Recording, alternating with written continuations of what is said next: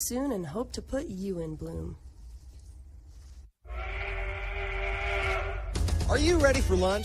The Dairy King, home of the train, is serving the best food with friends and family in the Valley, and they're the winner of Best of State for 18 years. They've recently been officially named Best of Utah for their milkshakes, and you've just got to try their delicious train burger with an Oreo shake. They also have those yummy salads that just hit the spot. They've been proudly serving the Heber Valley for 75 years. That's the Dairy King, home of the train, serving deliciousness daily. So stop in today. The 50s produced some great sound. That early rock and roll triggered so much emotion for so many. Here's another sound from that era. The dental grill triggers a whole different set of emotions. The sounds, the smells, feeling out of control, whatever keeps you from the dentist at Dorius Dental, we get it. We focus on the little things. Distract yourself with your favorite episode of The Office, or crank up the 80s or 90s and let it take you back to another time. At Dorius Dental, we are sensitive to your needs. We are taking care of the little things so you can move on to more enjoyable things. Located in Gateway Plaza, Heber City.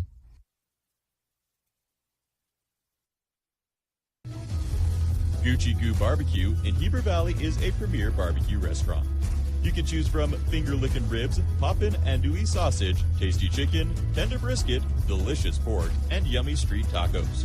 Friday night dates, take that significant other for the smoked prime rib that melts in your mouth. Family-friendly atmosphere where everyone is welcome, quick service for dine-in or takeout, great quality food, and great value for your money. That's Gucci Goo in Midway on Main Street. 5, 4, 3, 2, 1. KTMP, Heber City, and live sports coverage with Ty and Ty. Welcome back to 94.5 The Peak and HeberValleyRadio.com. You're listening to the Dairy King pregame show. The Dairy King is winners of Best in State from 2008 to 2021, proudly serving the Heber Valley since 1948. Wasatch coming off a dominating 11-1 victory over the Springville Devils. And Ty, I'm going to throw it over to you. What was the key to Wasatch getting that victory on Tuesday and getting the train back on its tracks for this Wasatch baseball team? Ty, they had some clutch hitting throughout the lineup. Got hits down in the 8-9 spot. Tad Sulzer hitting in the 9 hole was able to get a couple hits, drive in 3 runs, three RBIs for Tad. And when you're producing at the bottom of the lineup, you're always going to have a chance to win ball games, Tyler. So that's one of the things that stood out to me. The other big one was that Springville just struggled to throw strikes. They walked 7 guys in that game, had an additional 3 errors out in the infield, Tyler, and they struggled immensely, and Wasatch completely capitalized on that and were able to put a lot of runs on the board. So Wasatch with Max Walker on the mound threw a lot of strikes. They were around the zone. They competed and challenged Springville. And on the flip side, the Red Devils gave a lot of free bags, and Wasatch came up clutch with the hits when they needed to. Let's talk about Max Walker a little bit. Ty, 6 innings pitched in that win on Tuesday. 8 hits, only gave up 1 run, 3 walks, 5 Ks. On the year now, 22 innings pitched and a 2.55 ERA. He's been good for the Wasps and a good addition to this Wasatch program. Ty, that's an understatement when you say he's been good for them. He's been your stopper. When you need a big game, you're reset the bullpen a little bit, put Max on the mound, and he's going to go deep into the ball game, Tyler. Every time he gets on the mound, he's throwing with a good rhythm, good pace. He's around the zone. He's kept his pitch count down significantly. His game against Salem Hills last week, Tyler, he went the distance in that one, only gave up 3 runs to a top 3 team in the state. He was awesome.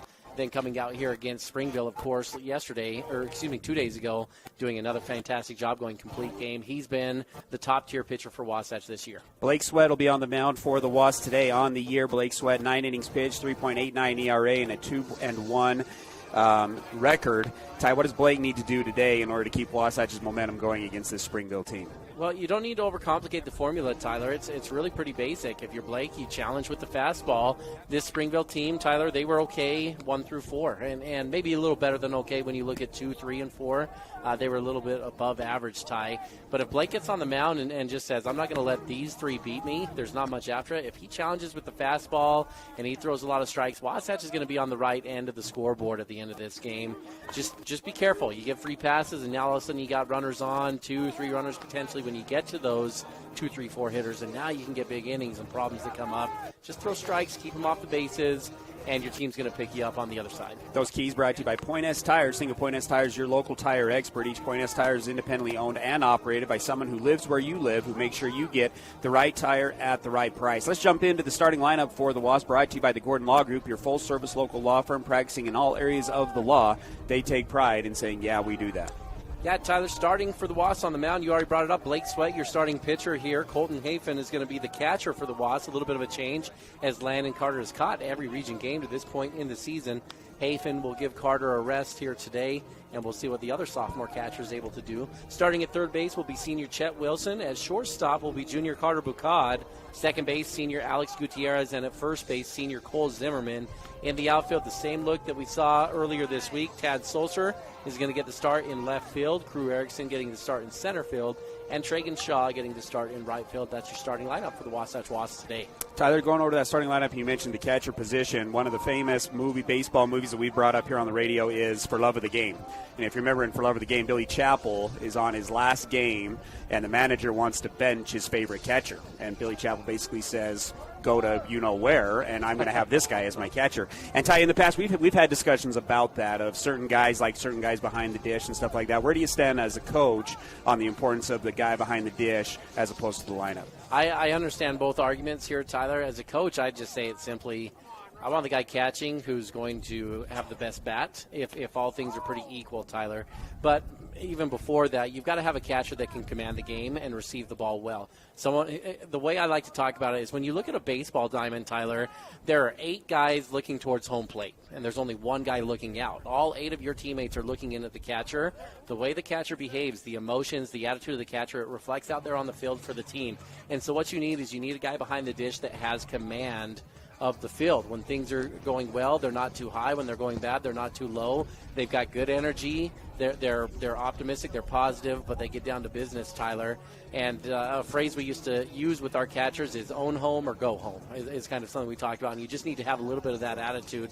Wasatch has that in spades, Tyler. There's a lot of catchers here on this team that can handle with that type of attitude behind the dish. It's really a luxury that they've got here today, and I think Hafen will be completely up to the challenge for the Wasps today.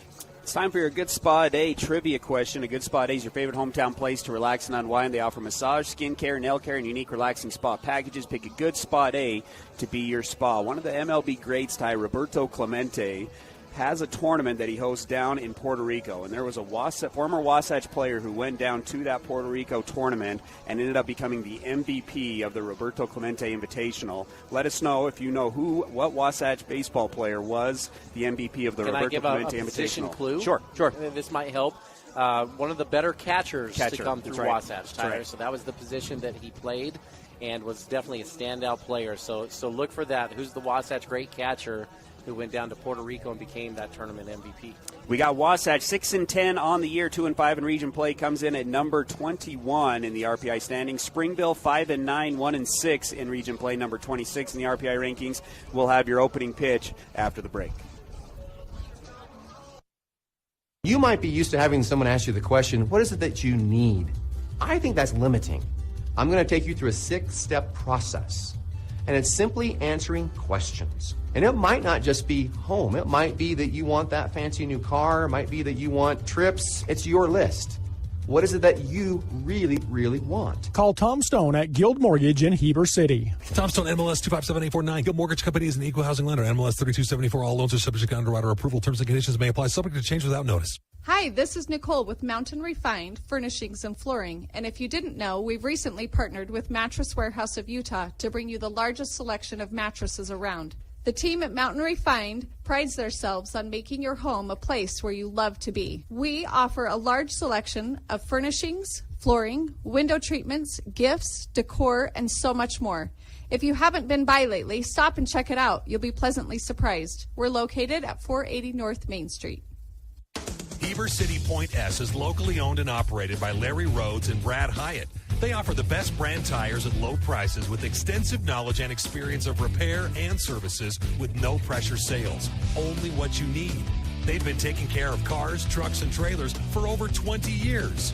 No appointment needed, conveniently located, free shuttle service, and free Wi-Fi. Take $5 off your next visit when you tell them 94.5 The Peak sent you over. That's Heber City Point S. A UCCU home equity line of credit puts your home's equity to work for you.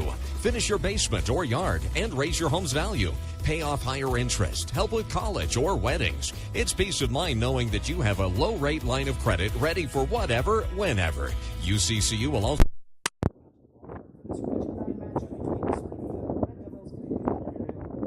Wasps. Schools are members of the Utah High School Activities Association and support the new statewide sportsmanship program, Raise the Bar. Sportsmanship does matter, and we ask participants by refraining from negative cheers, chants, or behavior. Do rowdy right. Since 1927, the Utah Press Activities Education has been a leadership organization for education-based scholastic activities. Education-based activities to require appropriate behavior. Join with the UHSAH Police Bar. Be a fan without being a fanatic. Simply put, do rowdy right. Sportsmanship matters. Caps and turn your attention down the left field line for the playing of the national anthem.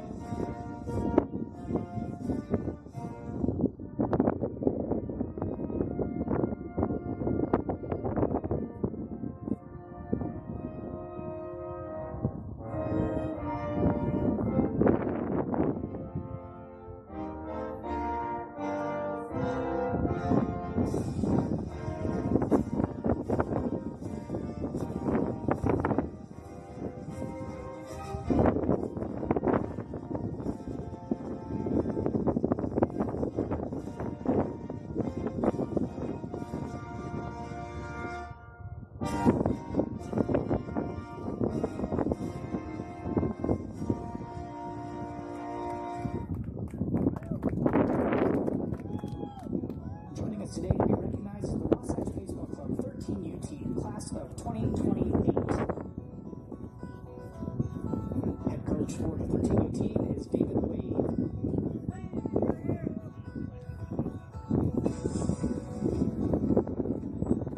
Our 2028 class, first baseman, number 27, catcher Wade.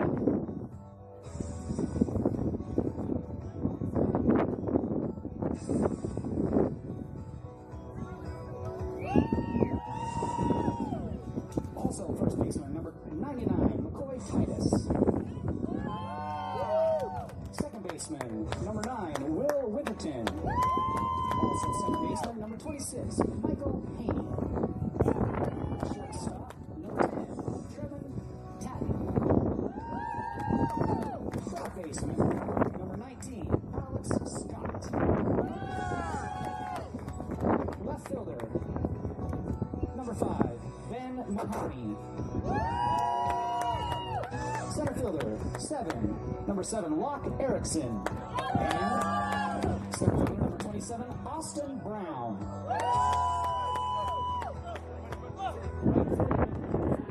Houston Colby. Catcher, number 17, Hawkeye Webster.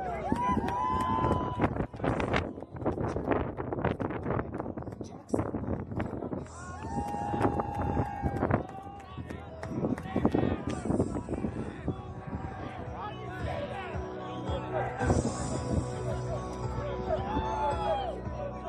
The head coach for Wasatch High School is Chet Wilson.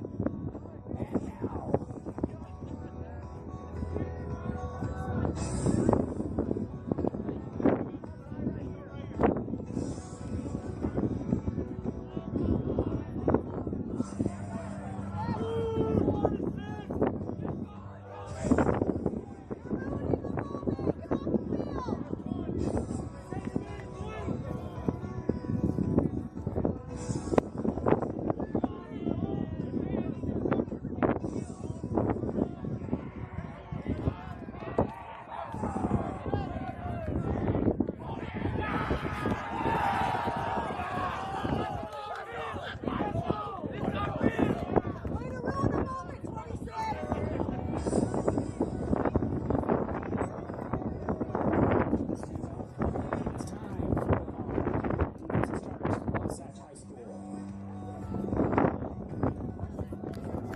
against Salem Hills. Give a shout out to some Wausau campus highs. We get things going. Chandler Stocking hitting .212 and has 14 hits for Alabama A&M, who's 11-19 on the year, as well. Kelson Stocking getting some at-bats as well down at Alabama A&M. Yeah, Tyler, this Wasatch baseball program, give you a chance to brag about it a little bit here.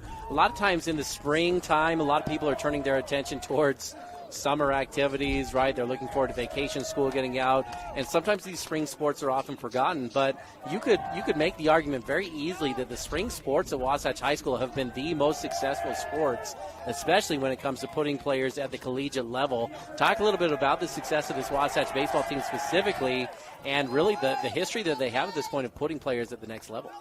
Yeah, it's been a lot of fun time. We're going to have 7 different athletes that we'll highlight throughout our games that are all playing at the next level, and then 3 baseball players that have already committed to play at the next level on this year's current team, and 1 that's going to go play the next level on the football side of things. And not to mention underclassmen that you can definitely see potential that will have a chance to commit as well. There's quite the pipeline here for Wasatch baseball, putting players in the next level. We'll have a chance to break those all down and look at those a little bit more closely here, Tyler. But that may not even be the best sport at putting players at the next level. Soccer has been on a bit of a roll here for Wasatch High School in the spring lately. State title over the last couple years. They put 7 teams from that team alone at the next level, Tyler. This team has a lot more players that are capable of going on to the next level as well. Spring sports are having a lot of success in Heber Valley. Leading out for Springville here in the top of the first, Trent Ash, the shortstop, Junior Luaki at first base, and Reed Deedy. Tie combined yesterday, these 3 hitters had 6 of the 8 hits that Wasatch gave up. Trent Ash 1 for 4 with a K. Junior Luaki went 2 for 3, and then the right fielder hitting number 3. Reed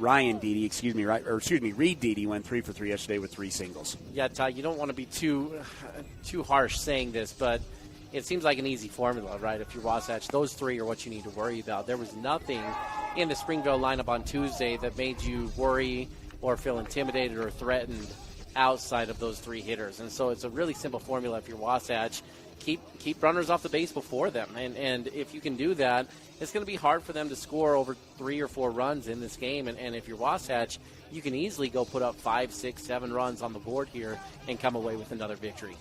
Victories are important, Ty. You mentioned Wasatch flirting with that line in the RPI where they would not qualify for the state tournament. They only take the top 24 teams. Right now they're sitting at 21. Before their win on Tuesday, they were actually at number 22. This is a very important week for Wasatch baseball if they want to make it to the state tournament this year. Blake Sweat ready to get things going. He had to switch his glove. Pitchers aren't allowed to have white or a light gray glove, and that's what Blake was warming up with, so he had to run to the dugout. A little bit of a pause in the action, but we're ready for the Mountain Refined first pitch. Trent Ash, the shortstop, will step into the box, hitting .333 on the year with 11 runs scored. He's going to swing at the first pitch. A sharply hit ground ball to shortstop. Bucad fields it clean, throws it across the diamond. 1 pitch, 1 away here in the top of the first. Yeah, that's an efficient start there, Tyler. Nice job from Sweat. Getting in on the hands. Good hard ground ball. It was a little bit of a tweener hop to Bucad. He did a good job to handle that one, Tyler. He made it look a little easier than that was. The ball came with a little more steam off the turf. I think Carter was a little bit out of position, but he handled it well and threw it over to first nice and easy. Wind looks like it's blowing to the left-hand side today. It's going to bring up Junior Luaki. And why I bring up the wind, this guy's got 17 extra base hits on the season, 5 of which have gone over the fence. He's hitting .622 and was 2 for 3 in Game 1. The Oregon Duck commit. 0-1, he's going to swing. He's going to get jammed, but when you're that strong, it's going to get through the middle. So Junior remains hitting very well on the year. Got jammed, but was able to get it up the middle for the base knock. That's a good job from Blake, though, Tyler. Not intimidated, going right after Luaki. And you're right, though, with the wind blowing out hard to left field, that Ford F-150 out there, that red pickup truck, is not maybe as safe as they think they are from a ball coming through that windshield. First base runner of the day will be Junior, was as well yesterday. It's going to bring up Reed Deedy, 3 for 3 yesterday with 3 singles. First pitch is going to be off speed, but at the belt for strike 1. We like to refer to that area beyond the scoreboard as just Peyton Swap territory. Yeah, we'll get a sign made up out there. That's where Swap like to live, Tyler. Graduated last year for Wasatch, the senior. The 0-1, it's going to be a sharp hit ground ball, this time up the middle. That's going to be another base knock.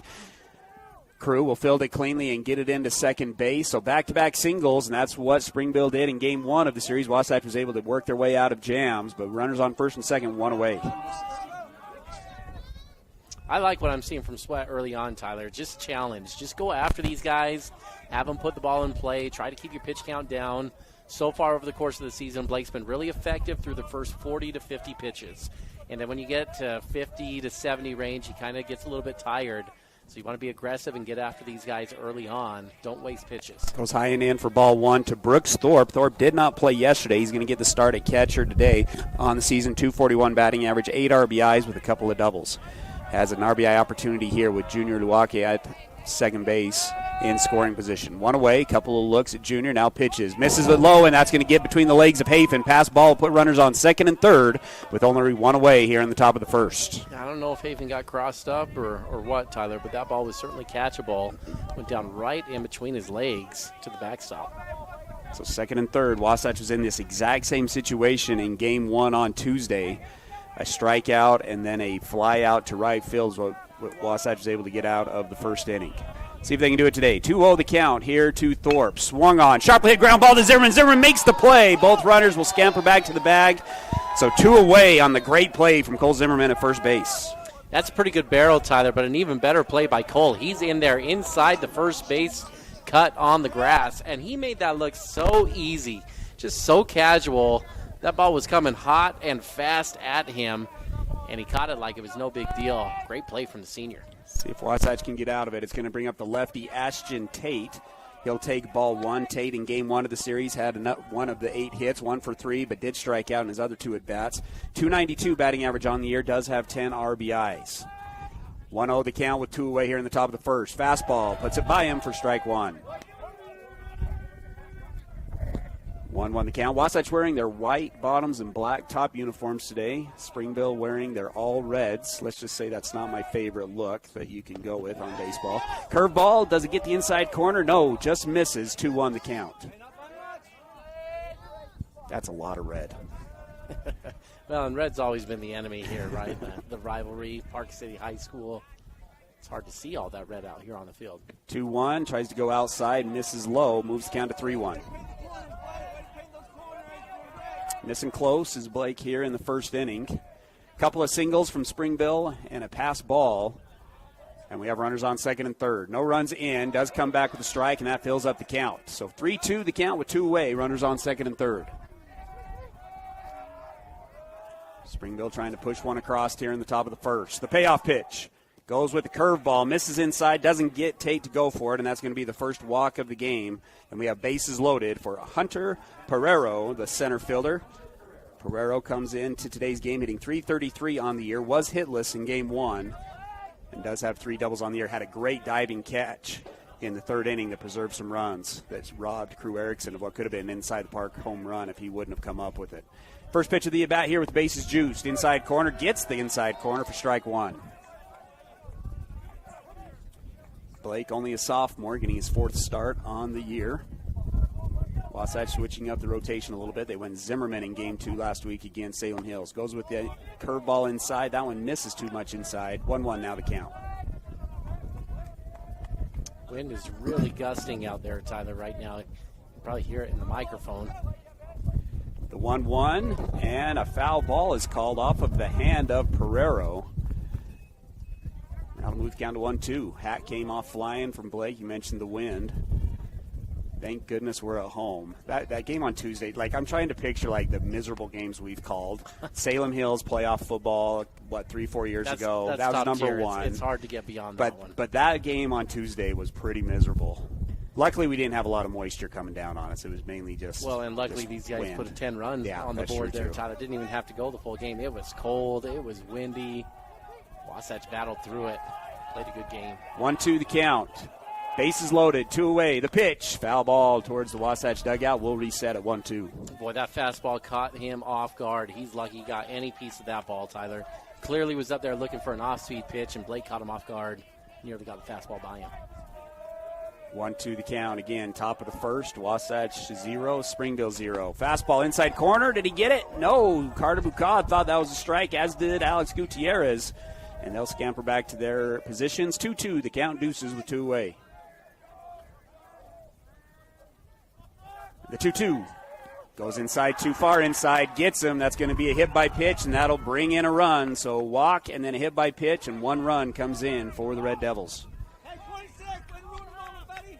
Tough break there. Wasatch thought they had the inside corner on the pitch before. That would have been strike 3 instead. Blake goes too far inside, and Springville takes their first lead of the series. Brings up number 26, Ryan Conrad, the designated hitter. Game 1, 0 for 1, and did walk twice. He's hitting 125 on the season. Again, hitting from the left-hand side. Base is still loaded for the Red Devils, leading 1-0. Fastball too low, ball 1. Pitch count already getting up for Blake, Tyler. That's pitch number 21 here in the first inning.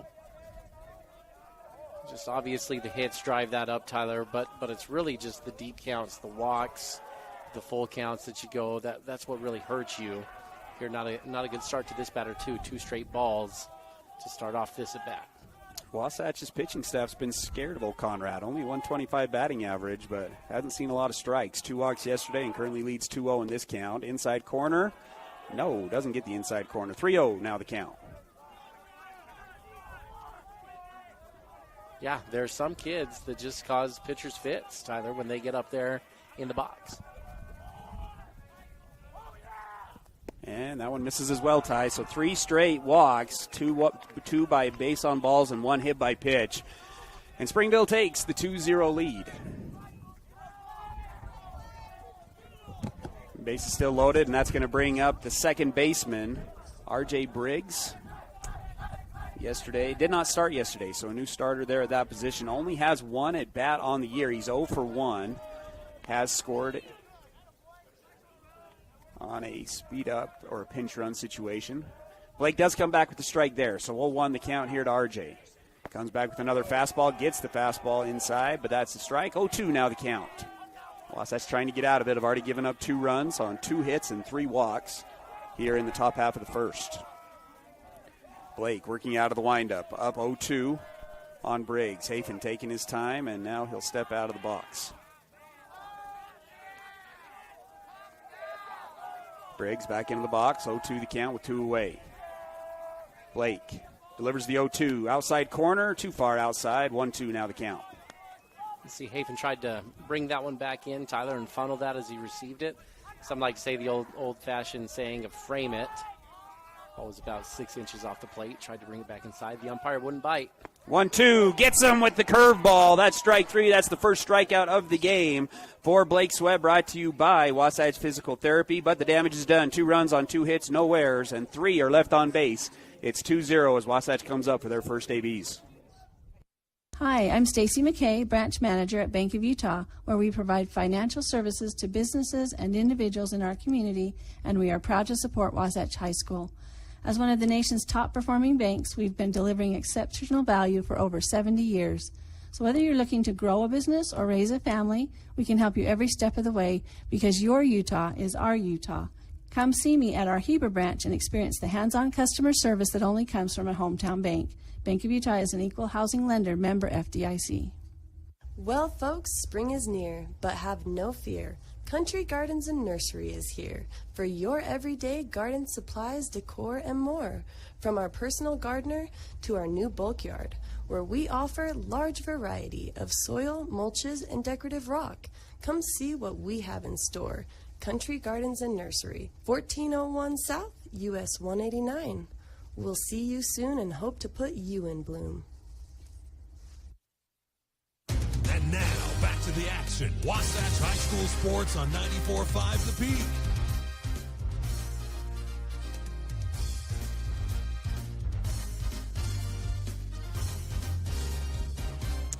Bottom of the first inning at Wasatch High School. Wasatch trails 2-0 as they come to the plate for their first at-bat. First inning action brought to you by Wasatch Physical Therapy and Sports Medicine, your rehabilitation specialist dedicated to you. From total recovery from sports injuries, auto injuries, industrial and or commercial injuries, let Dan Ivey and his team get you back to 100%. And Ty, a special birthday shout out here. Brian Mahoney, 70 years old today, one of our best listeners here for Wasatch High School Baseball. Appreciate Brian. And also one of our other best listeners, Tyler, they've got a shared birthday. Tate Shaw turning 43 today. And he's not listening because he's running the microphone over here next to us as well, Tyler. But two of our better listeners here appreciate their support. Happy birthday to both of them. On the mound for the Springville Red Devils will be Trevin Kelly, 13 2/3 innings pitched on the year, 3.59 ERA. He's 1-1. He'll face off against Crew Erickson to lead off things, 375 batting average, 5 extra base hits, and 1 home run for the senior. He'll take ball 1 and ball 2. Crew was 2 for 5 in the first game with a double and a couple of RBIs, also scored a run. The SUU wide receiver commit.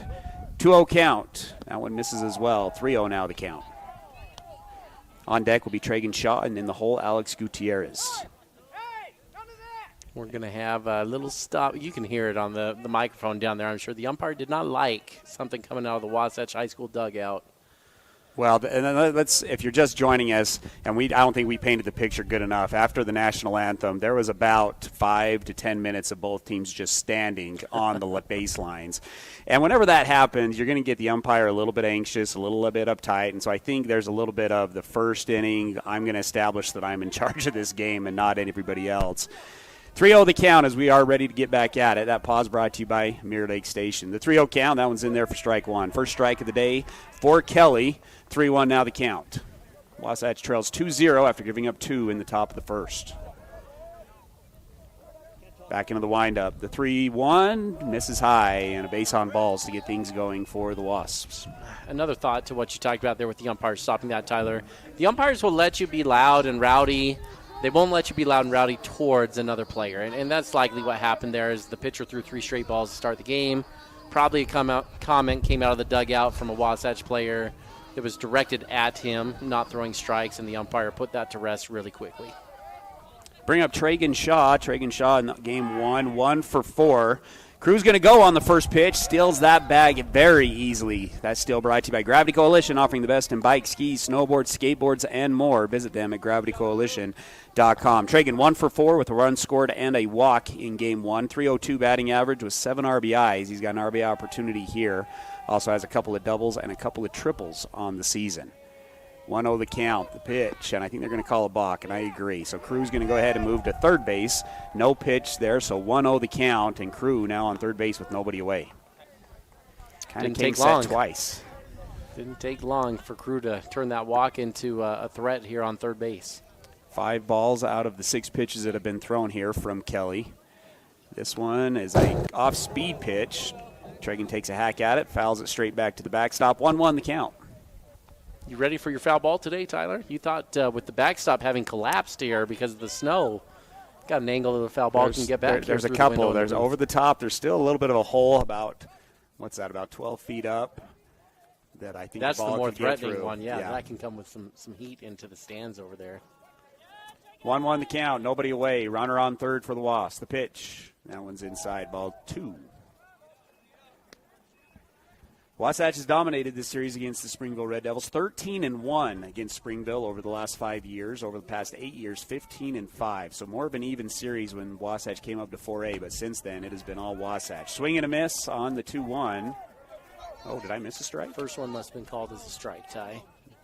Missed that one. Oh, it was on the stolen base. Sorry, I missed that one. You're going to have to go and adjust and do all sorts of things on the iPad over there. Swing and a miss is strike 3 to Tragan. It's going to bring up Alex Gutierrez. Yesterday, Alex Gutierrez 1 for 4 with 2 RBIs, also scored a run and reached base 2 more times due to walk on the year. 314, 8 runs scored, and 8 RBIs. 1-0 the count after a first pitch ball. Comes back inside with a nice off-speed pitch. Gets Alex Gutierrez swinging. Moves the count to 1-1. Not overpowering stuff here from Kelly. Does have a nice breaking ball that's cutting in on the inside of those lefties. Misses inside with the fastball. Moves the count to 2-1. Wasatch looking for their first physical at the pit stop run of the game. This one's going to be swung off the dirt. Kind of a protection swing with only 1 strike. 2-2 now to count. Yeah, need something in play here for Alex. Left side wide open. Shortstop playing nearly right on top of second base. 2-2 goes back with the off speed, and Alex figures out a way to get it up the middle for a base knock. 9th RBI of the year for Gutierrez, and that's Wasatch's first physical at the pit stop run. Physical at the Fit Stop, your locally owned and operated physical therapy clinic, serving you from head to toe, including vertigo to sports injuries. It's really not an exaggeration to say Alex could not have thrown that ball any better if he was just standing at home plate and trying to pick a spot to throw it to, Tyler. Shortstop standing nearly right over the second base bag and playing deep. Second baseman also playing deep back, not worried about the run on third. And Alex found the gap right in between them on the second base side, even though that's where Springville had shaded with the shift. It's going to bring up Chet Wilson. He'll swing at the first pitch, foul that one off. Chet yesterday was 2 for 4 with an RBI and a run scored. Chet now hitting .476 on the year with 10 RBIs, 7 extra base hits, including 1 home run. 0-1 the count. Kelly comes set, delivers, another off speed. This is going to be a high chopper to the first baseman to the shortstop. Not going to get back in time for the double play. So a fielder's choice ground out there for Chet, and Wasatch has 2 away with the runner still on first. Ty, still looking for our trivia question winner. See if you can repeat that here. There was a former Wasatch High School catcher, correct? Former Wasatch High catcher who went down to a tournament in Puerto Rico that is put on by the Major League great Roberto Clemente. And down at the tournament, this catcher won the MVP of the tournament his senior year. Fastball inside, too far inside. Ball 1 to Cole Zimmerman. Cole Zimmerman 1 for 4 yesterday, did have 2 RBIs, is hitting .425 on the year with 8 RBIs. Wasatch trails 2-1, pickoff move. Not close. Reset with a 1-0 count.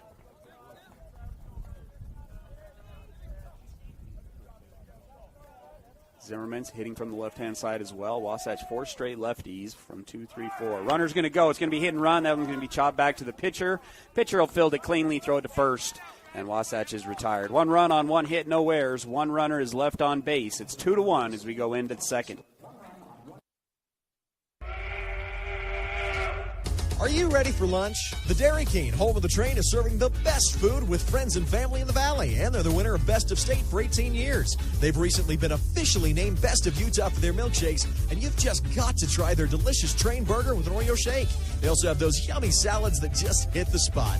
They've been proudly serving the Heber Valley for 75 years. That's the Dairy King, home of the train, serving deliciousness daily. So stop in today. The 50s produced some great sound. That early rock and roll triggered so much emotion for so many. Here's another sound from that era. The dental drill triggers a whole different set of emotions. The sounds, the smells, feeling out of control, whatever keeps you from the dentist at Dorius Dental, we get it. We focus on the little things. Distract yourself with your favorite episode of The Office, or crank up the 80s or 90s and let it take you back to another time. At Dorius Dental, we are sensitive to your needs. We are taking care of the little things so you can move on to more enjoyable things. Located in Gateway Plaza, Heber City. This is live coverage of Wasatch High School sports on 94.5 The Peak.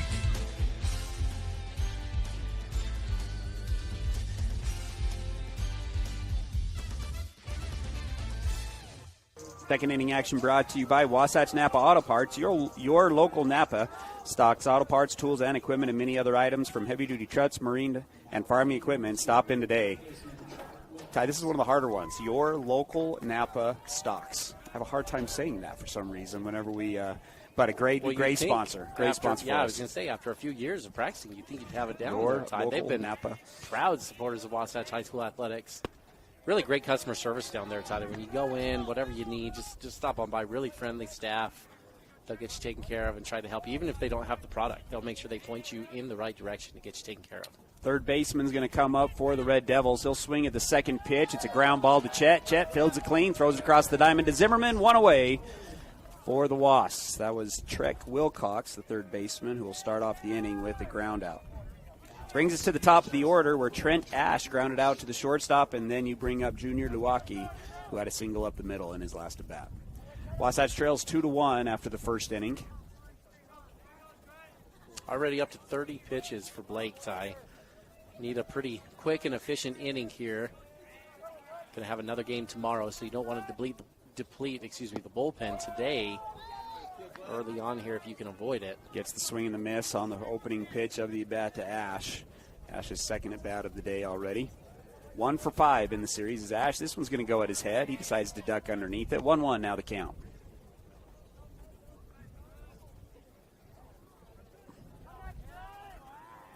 Blake back into the windup. Taking a while to get the sign. Now gets it. The 1-1. Swing and a miss again. Nice pitch there. Ty, sometimes that's intentional from a coach if they're calling in the pitch and you see your guys maybe in a bad rhythm. Sometimes you'll intentionally wait to call that sign in. So that may have been very intentional from the coaching staff to say, hey, let's just slow him down a minute, make him take a couple extra breaths before we get this sign in. Tries to go with some heat, misses low. 2-2 the count with one away here in the top of the second.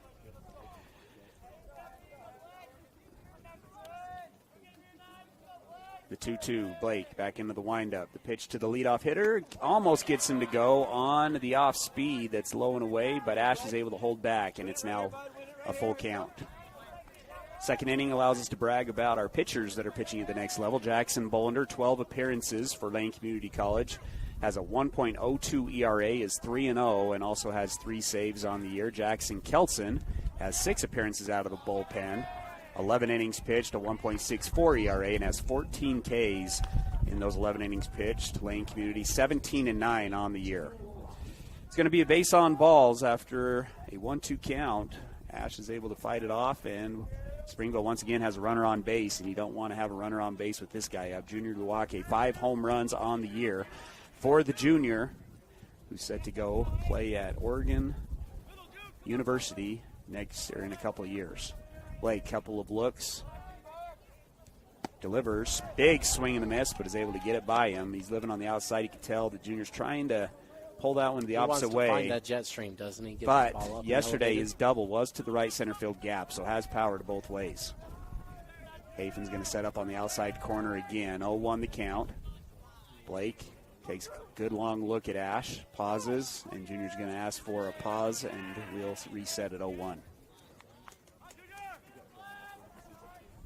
622 batting average, 15 RBIs, 17 extra base hits on the year for the big first baseman from Springville. The 0-1, another swing and a miss. Hafen has a hard time handling it. I think he got saved by the umpire who kept that ball at his feet. The runner will stay at first base, and an 0-2 count here to Junior. You keep attacking if you're Blake here, Ty. Don't try to get too fine with it. Don't get too cute. Keep getting after him. Milwaukee's used to getting in this situation, people trying to be really refined, maybe throw some off-speed pitches, try to keep attacking him. 0-2, tries to attack on the outside, bounces it, 1-2 now the count. See, that's the worry. If you try to just get a little bit too good with the pitch there and you miss, it misses badly, right? That ball is never tempting out of the hand to Milwaukee to go after that one because it's bouncing there about 5 feet in front of home plate. And so really it's just a wasted pitch there, Ty. If you look at that, that's just a wasted pitch. Now less of a chance to keep him off balance. The closer you get to a 2-2, 3-2 count, the more of a hitter's count it becomes. 1-2, goes back with the fastball. Junior barely gets a piece of it. Fouls it off, and we'll reset at 1-2. Coach Briggs from Springville, coaching in his first year at Springville High School, had Junior step out of the box to give a couple extra signs, but there wasn't any action on the base pass. He now gives some signs, and we're back at it. 1-2 the count. I think runner's going to go on this one, maybe anticipating off speed here to Junior. Long look from Blake. The 1-2. Runner does not go. Instead, it's going to be elevated to left field. This one is going to get up into the jet stream. Tad Solster's going to call everybody off. Makes the catch. Ash will have to go back to first base. That ball was so high, Carter could have caught that thing mid-left field. I think you could have went out and got that one, Tyler, from the booth. That thing was sky high. In fact, that's a ball with an airplane flying by. You might be in trouble on that one, Ty. That could have hit a Learjet coming through.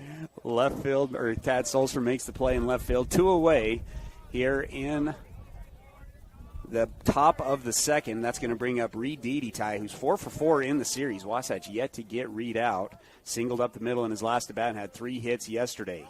Outside corner, strike 1 to lead off the at-bat for Blake Sweat. A couple of signs from Coach Briggs again. Sweat looking good, working out of the stretch. Gets the big first baseman out on a fly out to left field. Now he's up 0-1 to Deedy. Playing right field today for the Red Devils. Blake, long look, delivers with the off-speed. Swing and a miss for strike 2.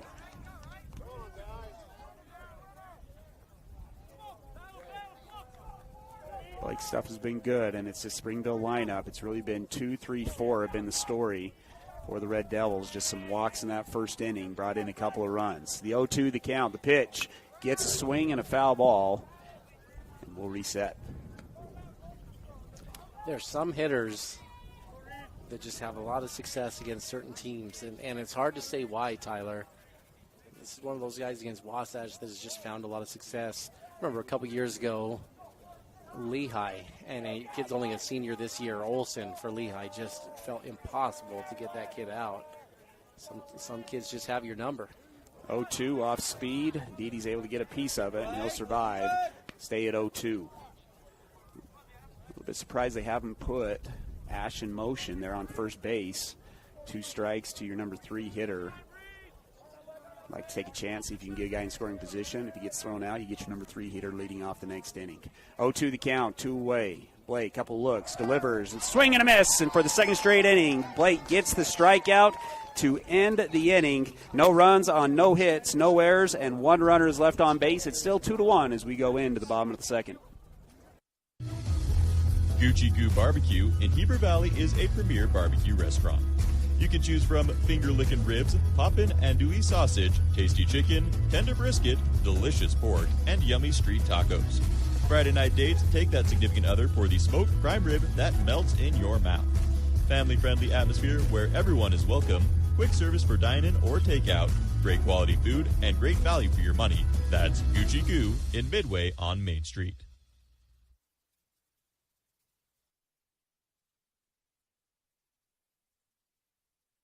You might be used to having someone ask you the question, what is it that you need? I think that's limiting. I'm going to take you through a 6-step process, and it's simply answering questions. And it might not just be home. It might be that you want that fancy new car. It might be that you want trips. It's your list. What is it that you really, really want? Call Tom Stone at Guild Mortgage in Heber City. Tom Stone, MLS 257849. Guild Mortgage Company is an equal housing lender. MLS 3274. All loans are subject to underwriter approval. Terms and conditions may apply. Subject to change without notice. And now, back to the action. Wasatch High School Sports on 94.5 The Peak.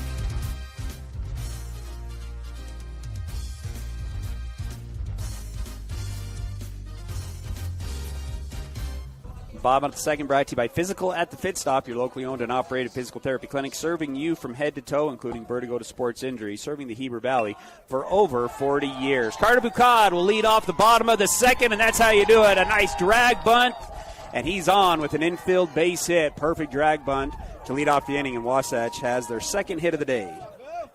That was pretty, Tyler. Had a spin on it that just killed it, about 30 to 35 feet out there down the line. Was spinning towards the foul line, but it had about 3 or 4 feet to go. Third baseman really didn't have a chance picking that ball up. Probably the smarter play would be to see if that spin will let it roll foul. Said he picked it up, but Carter was going by first base before the ball could get down there. Carter came into today's game hitting .259, was 0 for 2 in game 1, but did walk twice and score twice in the game. It's going to bring up Colden Hafen, getting his first start in a couple of weeks, hitting .200 on the year with a couple of RBIs. He'll take ball 1. Pickoff move. It was a good lead from Carter. He's able to get back to the bag easily. Well, Crew, when he got to first base in the first inning, was able to swipe second with ease, Tyler. Got a really good read and a good jump.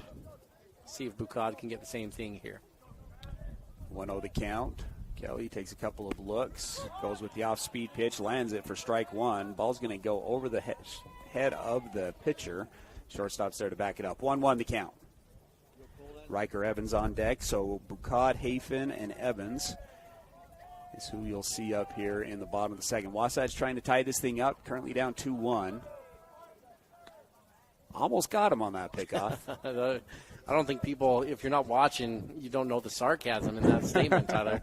Bucad was only a couple feet off, and he's back at first base before that ball really left the pitcher's hand. 1-1. Carter will go, and it doesn't matter. The ball gets by the catcher. It's another stolen base for the Wasps, and they've got a runner in scoring position with a 2-1 count. Ty, you said between innings you feel like Wasatch can probably run all day here on the Red Devils if they want to. Don't need to necessarily get too caught up with hit and runs and other types of movement. Maybe the straight still is the best option. Different catcher there for the Red Devils today than it was on Tuesday. 2-1 inside. That was a yes approach from Hafen, and he was almost a little late. That almost caught him in the jaw. Yeah. 3-1 the count. Well, would need some new teeth there, Tyler, for a minute. That ball was high and tight. 3-1 the count here to the sophomore catcher, Hafen. The pitch, that one misses as well. Ball 4. Pickoff throw back to Bucad. He's able to get back in time. And Wasatch has runners on first and second. Still nobody away. Second walk of the game for Kelly. And that's going to bring up the designated hitter, Riker Evans. Evans yesterday 0 for 3 with an RBI and walked. He's hitting 167 on the year. Coach Jacobson's got a decision here, Tyler. I'd probably guess he's going to go with a fake and take, square around to bunt, but probably be taking this one if it's Evans. This is normally a situation he'd want to be bunting. But your pitcher's struggling to throw strikes, so you don't want to give away an out either if he'll keep walking you over. So you may try to see what this one's about with a little fake and take. Evans has had a pretty good bat, though, so far, Ty. Bo Jones is going to come in and speed up run for Hafen, the catcher. Riker is going to square. Junior's going to come in from first base. Third baseman will be staying. But as early as he's squaring, Ty, I think you're right. A little fake and take and see if you can get the infield out of position. And he does pull back. It is a ball, but he pulled back pretty late. 1-0 the count. Junior playing about 55 feet down the line. He's going to take a couple of steps back. The second baseman is playing basically first base here for Springville. So a big hole up the middle. And another pull back, and that one's in there for a strike. So 1-1 the count. Yeah, it's what base runners and bunt scenarios can do to you, Tyler. Lots of space out there. First base giving up space, second baseman coming over and covering first, and your shortstop's covering second. Your middle is wide open, Tyler. Evans is going to try to get the bunt down, and it's going to go off of him. Are they going to let him stay in there, or is that going to be an out? They're going to say he was in the box when it hit him. That was close. It did go off of Evans. If he touches it when he's outside of the box, he's automatically out. The umpire was on top of it and said he was in the box when it hit him, so he's going to get another chance at this. Nice pitch there from Kelly. Went with the off speed, and Evans kind of lunged to add the bunt instead of getting it down. So 1-2 the count. Nobody away. Runners on first and second. Sulzer on deck. The 1-2 off speed. This one's going to be elevated to left field. Left fielder will come in, make the easy catch, and there's one away. Bring up Tad Sulzer, who was our Bank of Utah hitter of the game on Tuesday. Had himself his best game of the year. 2 for 3, a double, 3 RBIs, 2 runs scored, and also walked. Pushed his average up to 250 on the season. Comes up with runners on first and second, one away, and then Crew Erickson, the top of the order, on deck. Kelly was able to work himself out of a little bit of a jam in the first. Did give up one. This one's going to go low for ball 1. Tad was looking at a bunt there too, Tyler. Kind of was shifting the hands like he was thinking about a drag. He likes to go drag bunt. We've seen him attempt to drag bunt a couple of times. We'll reset. 1-0 the count. Tad's going to go ahead and square. It's going to be a slash and run, and it's executed. No, it doesn't get over the second baseman's head. Instead, that's a double play, and Wasatch gets out of the Springville gets out of the inning. No runs on, 1 hit, no errors, and 1 runner is left on base. It's 2-1 as we go into the third. Hi, this is Nicole with Mountain Refined Furnishings and Flooring. And if you didn't know, we've recently partnered with Mattress Warehouse of Utah to bring you the largest selection of mattresses around. The team at Mountain Refined prides themselves on making your home a place where you love to be. We offer a large selection of furnishings, flooring, window treatments, gifts, decor, and so much more. If you haven't been by lately, stop and check it out. You'll be pleasantly surprised. We're located at 480 North Main Street. Heber City Point S is locally owned and operated by Larry Rhodes and Brad Hyatt. They offer the best brand tires at low prices with extensive knowledge and experience of repair and services with no-pressure sales. Only what you need. They've been taking care of cars, trucks, and trailers for over 20 years. No appointment needed, conveniently located, free shuttle service, and free Wi-Fi. Take $5 off your next visit when you tell them 94.5 The Peak sent you over. That's Heber City Point S. A UCCU home equity line of credit puts your home's equity to work for you. Finish your basement or yard and raise your home's value. Pay off higher interest, help with college or weddings. It's peace of mind knowing that you have a low-rate line of credit ready for whatever, whenever. UCCU will also provide you with a home equity Visa card, giving you instant access to your equity. Learn more or start your application today at uccu.com or stop by any branch. UCCU. Love where you bank. 5, 4-2-2. KTMP, Heber City, and live sports coverage with Ty and Ty. Third inning action brought to you by Wasatch Behavioral Health, founded in 1967 to provide quality mental health care for all individuals within Utah and Wasatch counties, offering a comprehensive behavioral health and offering a wide array of all programs for children, teens, and adults. Strike one on a swing and a miss here to the leadoff hitter, which is Brooks Thorpe. He had a great barrel but got caught by Cole Zimmerman in the top half of the first. This one's going to be inside, and he's pleading his case. He thought it went off his elbow and said it's going to be 1-1. Well, it maybe did nick his elbow, Tyler, but it's because he stuck his elbow right out there over the plate. And you can't do that. You can't lean over the plate. The umpire, whether it hit him or not, said you're staying here. Either way, not sure the exact conversation, but he's not getting the free bag yet. 1-1. That one's in there for strike two. 1-2 the count. Blake Sweat still on the mound for the Wasps. Wasatch trails 2-1 here in the top of the third. Wasatch took game one 11-1 on the back of Max Walker through the complete game. 1 run. That one's going to be a little bit off. Tried to go off speed and went behind the batter. 2-2 the count. Yeah, he's been a little inconsistent with the release point on that breaking pitch, Tyler. There have been a few that have been really good, but he's had some that have missed high and floating away. This one's going to be grounded up the middle. Bucad makes the play, throws it across the diamond. In time, 1 away here in the top of the third. Brings up Ashton Tate. Ashton Tate began the 3 straight walks that brought in 2 runs in the first inning.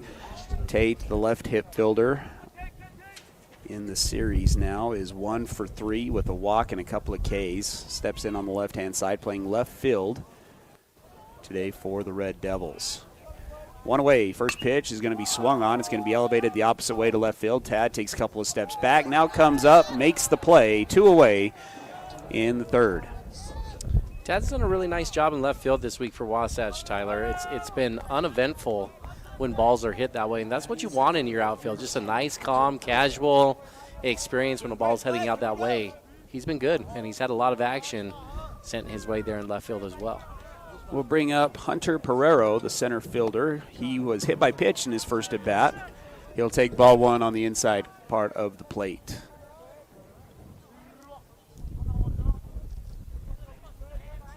The 1-0. This one's going to be swung on down the third base line. Foul. 1-1 now the count.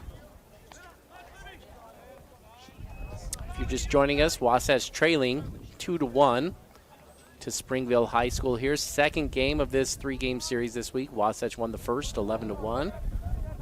Just in the top of the third inning right now.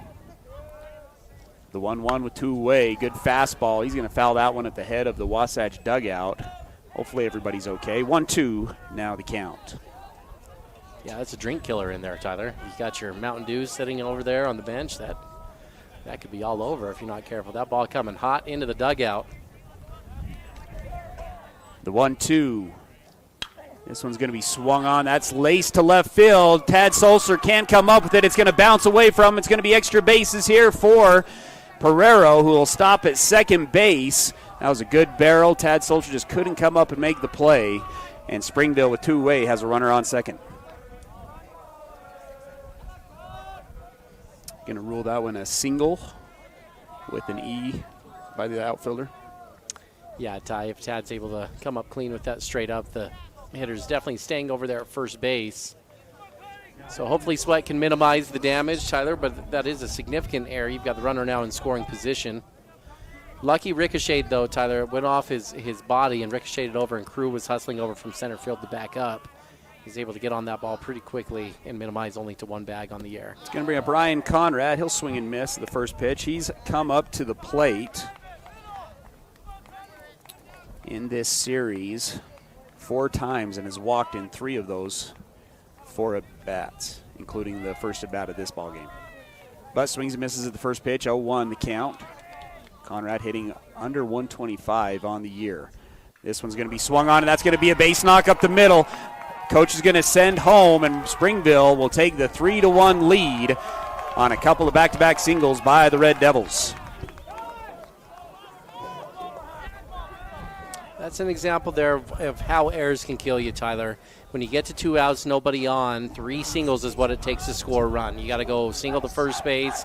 A single at best takes you then from first to third with that runner, and then you need another single to get you in. But when you commit an error, all of a sudden it just takes 2, Tyler, and that comes down to statistics. The stats of baseball tell you it's rare to get 3 hits in a row. And so when you get to 2 outs, if you can just play clean and not give up extra base hits, it's very rare that teams can push runs across. But you start giving free ones through walks and errors, and teams are able to score a lot more easily. R.J. Briggs, the second baseman, is going to come up. He struck out looking to end the top of the first. He'll take ball 1 on a ball low in the dirt.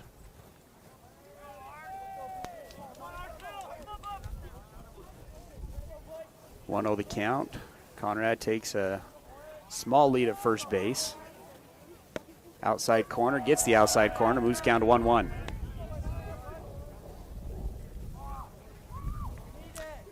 Ty, I know we talk a lot about Wasps on campus, but got to give a quick shout out to the girls golf team if we can. They had an interesting event this last week, Tyler. They were competing in their tournament, and it started raining on Tuesday. That miserable weather we were in, they were trying to golf in. Runner goes. I think that was supposed to be a hit and run, but not going to happen as the runner is thrown out at second base quite easily. And we'll finish that I'll girls have to finish golf that story when we break. come back, Tyler. It was a good moment for girls golf. We'll finish that when we get back. 1 run on 2 hits, 1 error, and nobody left on base. It's 3-1 Springville as we go into the bottom of the third. Napa know-how. Your local Napa Auto Parts, Wasatch Auto Parts at 105 North Main Street in Heber City stocks auto parts, tools and equipment, and many other items for heavy-duty trucks, marine, and farming equipment. Stop in today at Wasatch Auto Parts, 105 North Main Street in Heber City, a proud sponsor of Wasatch Wasps Sports. Napa know-how. Dan Sluga at Wasatch Back Flooring is extending his services to include quality paint products to complete your home remodeling needs. Locally owned and operated, Dan and his team can help you find the right flooring for your home with quality products from Mohawk, Shaw, Target, Godfrey Hirst, and many more. Since 2009, they've been exceeding their customers' needs by helping them select flooring that fits both their lifestyle and budget. They've got you covered at Wasatch Back Flooring and Paint. 5, 4, 3, 2, 1. KTMP Heber City and live sports coverage with Ty and Ty. Bottom of the third brought to you by Mirror Lake Station, voted best donuts in Utah. Mirror Lake Station is your stop for gas, groceries, and goodies. Owners David and Kristen Wade invite you to swing by and say hello this season at Mirror Lake Station. Crew Erickson, Tragan Shaw, Alex Gutierrez will lead it off for the bottom of the third. Top of the order for the Wasps. Crew will take strike 1, so no 1 count here to the leadoff guy. Takes strike 2 as well on the outside corner. 0-2 the count. Crew walked and scored in the first inning. Lone run right now for the Wasps, who trail 3-1. The 0-2 misses too far outside. 1-2 now the count. Finish your thought, Ty, you had on the girls golf team. Yeah, so the girls golf, this was a region tournament. Tyler, they're out there playing, and after it got all cold, all 6 teams from the region came in, and they were talking about whether they should continue or not. Well, 4 teams voted not to, and that was a big deal because the girls' golf team was easily having their best round of the year. They were about to make up 30 strokes on the leader, Springville, in the region. They were dominating that tournament, and specifically Ellie Jo Olsen. They went back out after they called it, and Wasatch said, well, we want to finish the round at least. So all the teams went home, and they went out. She ended up shooting even. She shot a 72s, scratch golfer there.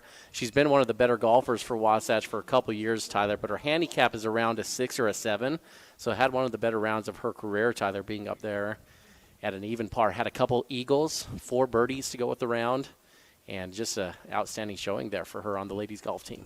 Foul ball and then a ball moves the count to full. 3-2 the count to the leadoff hitter, Crew Erickson, here in the bottom of the third. Do you know what an eagle's like, Tyler? Have you ever had that experience? No. Are you kidding me? No.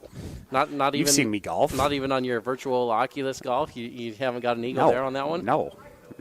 I have on my miniature golf game. I'm pretty good at my miniature golf game that I have on my Oculus. Second walk of the day for Crew Erickson, and Wasatch has the leadoff guy on. Bring up Tragan Shaw, struck out in his first at bat. Well, on we need the to go series. get you some lessons from Ellie Jo. I do. That's right. She got 2 in 1 round. She's got some eagles to spare over there. 1 for 5 now in the series with a run scored. is Traeger. Wasatch again trying to get back into this thing. Give a couple of more shout-outs, Ty. Nick Greenhop playing back at Vassar College in New York. They're 16-12 on the year. He's got 1 home run and 3 RBIs. First pitch of the at-bat here. No, steps off the back. They're worried about Crew. He had an easy stolen base in the first inning. Jack Kelson playing at Salt Lake Community College. 97% fielding percentage for the freshman. First pitch of the at-bat's in there for strike 1 to Traeger. I think we lost our shotgun mic there for a second. Coming back here, Ty, yeah. 0-1 the count here to Traeger. Alex Gutierrez on deck. Had the RBI in the first. Crew's going to go. This one's going to be elevated in foul territory. Third baseman spinning, and not going to be able to come up with it. So Wasatch is able to survive there. 0-2 the count. Yeah, Traeger dodged a bullet on that one, Tyler. Third baseman did not follow your fielding protocol. You want to run to the spot. He got all tangled, looking for the ball, didn't know where his feet were, and he got twisted and was spinning all around trying to hunt that ball down. Gives Traeger another chance here. My sister's enjoying Disneyland right now. Ty looked like he was on the Tipsy Turvy teacups there for a little bit. Is there any ride worse than the teacups in the world? 0-2. Runner's going to go again. Traeger's going to foul that one off, and we'll reset at 0-2. You mentioned the soccer team earlier, Ty. They're now 6-1. They got a 4-0 victory over Springville earlier in the week. 4 different scores in the game. And Jackson Medina got the shutout in goal. Pickoff move, not in time. Wasatch now, listen to this, has 12 different scores on the year. And they have another 16 different players that either have a goal or an assist on the year. Now, if you're unfamiliar with soccer, only 11 players go out on the field, Ty. So they have more than their starters that have had goals this season.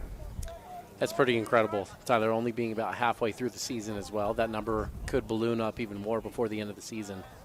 0-2, curveball. This one's going to be roped towards Craig Zimmerman, who's taking some pictures down there at the first baseline. Yeah, but it's not his first rodeo either, Tyler. He took that just a gradual, yeah, watching that ball. He probably got a great picture of it, Ty, as it was going by. He's got some great Polaroids from this season. Favorite one I've seen is down in St. George at that Snow Canyon tournament. He got Traegan Shaw going up the fence, that center field fence, when he made so many great plays down there at Snow Canyon. 0-2, Traegan continues to battle. 3 straight foul balls. Staying alive, brought to you by Tony's Tacos. Best tacos in town, but that's not all they have. Stop in for their burritos, flautas, tortas, chili rellenos, right there on Main Street. They've probably been in business since 2001.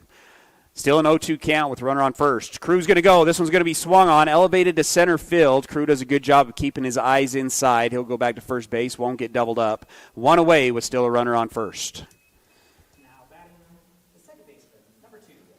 Kelly's been pretty good here for the Red Devils so far, Tyler, on the mound. Not overpowering stuff, but he's keeping Wasatch off balance just enough. And he hasn't had great command or control, but it's been enough. It's been enough to get the job done.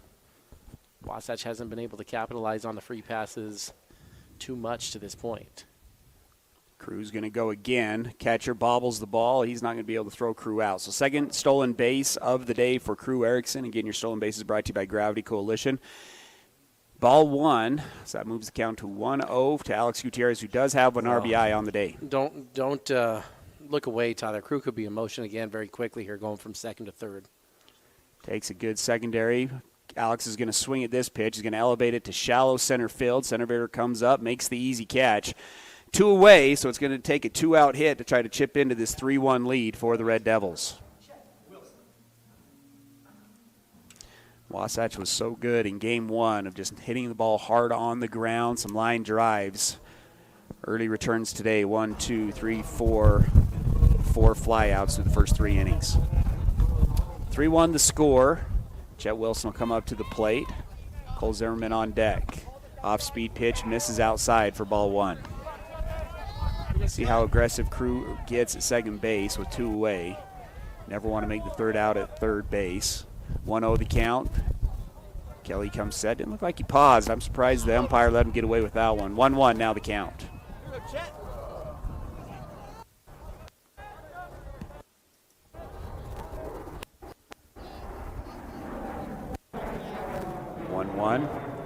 Kelly comes set, delivers again. He didn't pause again. Umpire who called him for a balk in the first inning has let him get away with 2 back-to-back non-pauses there.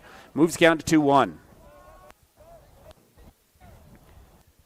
Crew not getting a huge lead, but getting a good secondary. He's going to go. This one's in there for strike 2. Ball nearly gets away from the third baseman. Crew is safe. It will be strike 2. So 2-2 the count with 2 away. And a runner on third base. He even stole that base hesitating.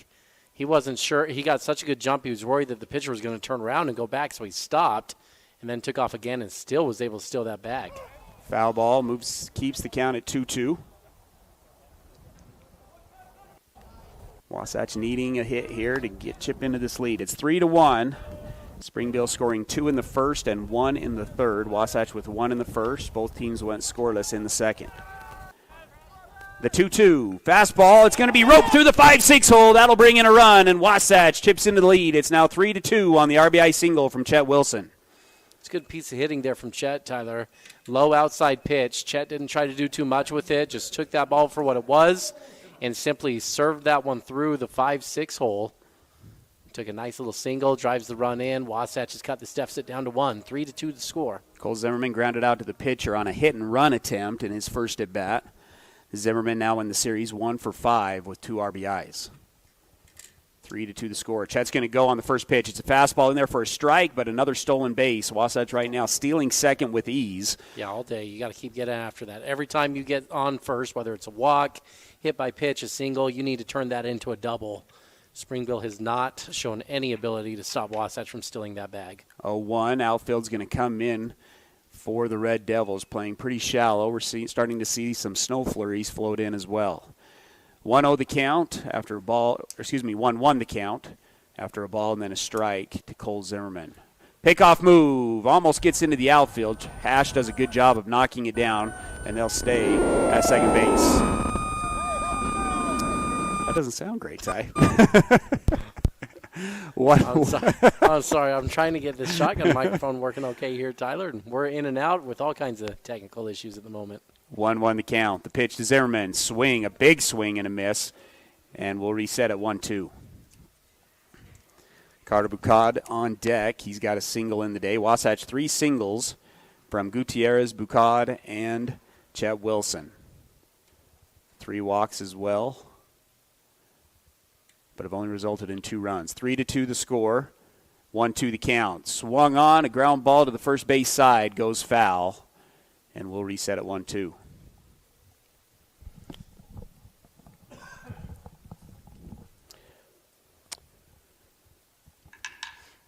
Well, Ty, we may have to open up this window if we can't get this microphone to work, and you're going to have to experience the cold just like Tuesday all over again here. No, we're still inside, so I'd be more than willing you to can open tell up when the that window. microphone goes out like it is right now, just how comfortable we've got it up here in this peaceful, quiet booth. 1-2, off-speed pitch misses outside. Good eye there from Zimmerman. 2-2 the count, Deuces with 2 away.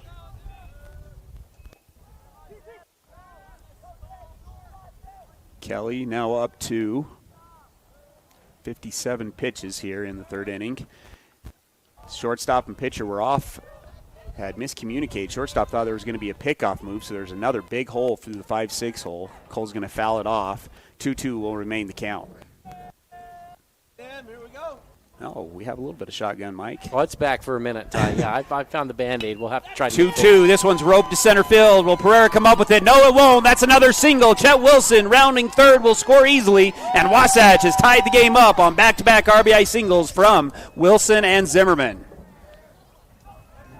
Good clutch hitting there, Tyler, from your seniors of Wasatch. Erickson finding a way on, Wilson driving him in, and then Cole Zimmerman doing what we've seen for 3 years straight for Wasatch. He's been a starter in the lineup since his sophomore year, and you can see why. Great hands. He's tied this thing up for Wasatch. Battled through some good pitches with 2 strikes on him, down on the count. Cole knocks in the run, ties it up 3-3. Trip to the mound from Coach Briggs, brought to you by Mirror Lake Station. Best donuts in Utah. Mirror Lake Station is your stop for gas, groceries, and goodies. Owners David and Kristen Wade invite you to swing by and say hello this season. Also reminds me of our trivia question, Ty. Which Wasatch catcher Well, that should be a clue, huh? Went down to that Puerto reminds Rico. me of the trivia question. To play in the Roberto Clemente Invitational and ended up winning the MVP in that tournament. I'm looking for the Bucad family to answer this one, Tyler. I saw them make a move when you asked that last time down there, and it's been tough to stump the Bucads with the trivia. I'll see if they know this one. You've given some clues. Catcher, Mirror Lake Station reminded you of this trivia question. Should be some good clues there. Still 2 outs. First pitch of the at-bat to Bucad. Oh, he bounces it. He trips and falls, and it's going to go off of Bucad's arm. We'll see if the pitcher's okay, Ty. He landed and tripped and fell, and that was a lacrosse-type pitch that ended up going into Bucad's arm. It's the best possible way to get hit if you're a batter, though. That ball is bouncing into you. It's coming nice and slow and easy. Still not going to feel great, Tyler, but you're losing about half the velocity there on the bounce. Carter took that one easily and going to get another runner in scoring position here. Runners on first and second, 2 away. Wasatch has been able to push 2 across with 2 outs here in the bottom of the third and have tied the game up at 3-3. Brings up Colden Hafen, who walked in his first at-bat. Misses low and outside for ball 1. Ty, when this catcher went down to Puerto Rico, my grandparents went with him. And we were about 8, 9, 10 years old at the time, me and my cousins, and they left their house to us.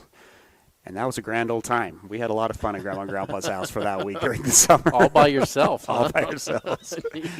And you're alive to still tell We're the tale. still alive, yes. That's incredible. 1-1 to count here to Hafen. I know a few of those Wades there, Tyler. And you've experienced some of Grandma Wade's house. Ground ball to the third baseman. Third baseman's going to run. Is he there in time? I think he beat him there, Ty. There's still a pause. Both umpires are looking at each other. And what are they going to call? And are they going to make the call?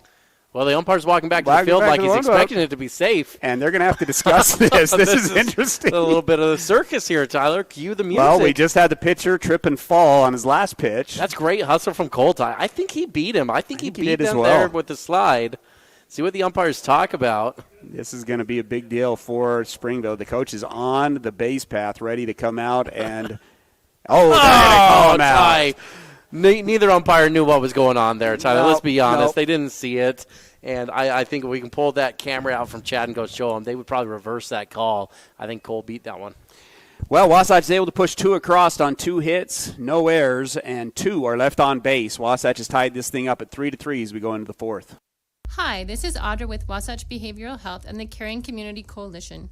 Did you know when kids feel close to their parents, they are more likely to listen to them when they set clear boundaries about alcohol and drugs? Doing things with your children they are interested in and taking time to talk with them about their day will help create strong bonds. A great goal is to spend at least 15 minutes a day of one-on-one time with each child. All kids need a parent's help to stay drug and alcohol free.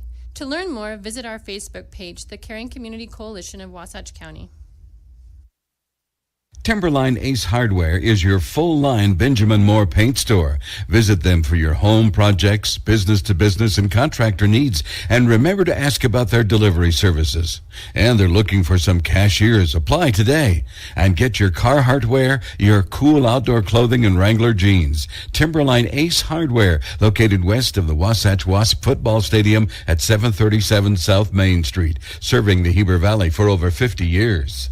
Hi, I'm Stacy McKay, branch manager at Bank of Utah. Everyone here at Bank of Utah believes that we are an extension of our community.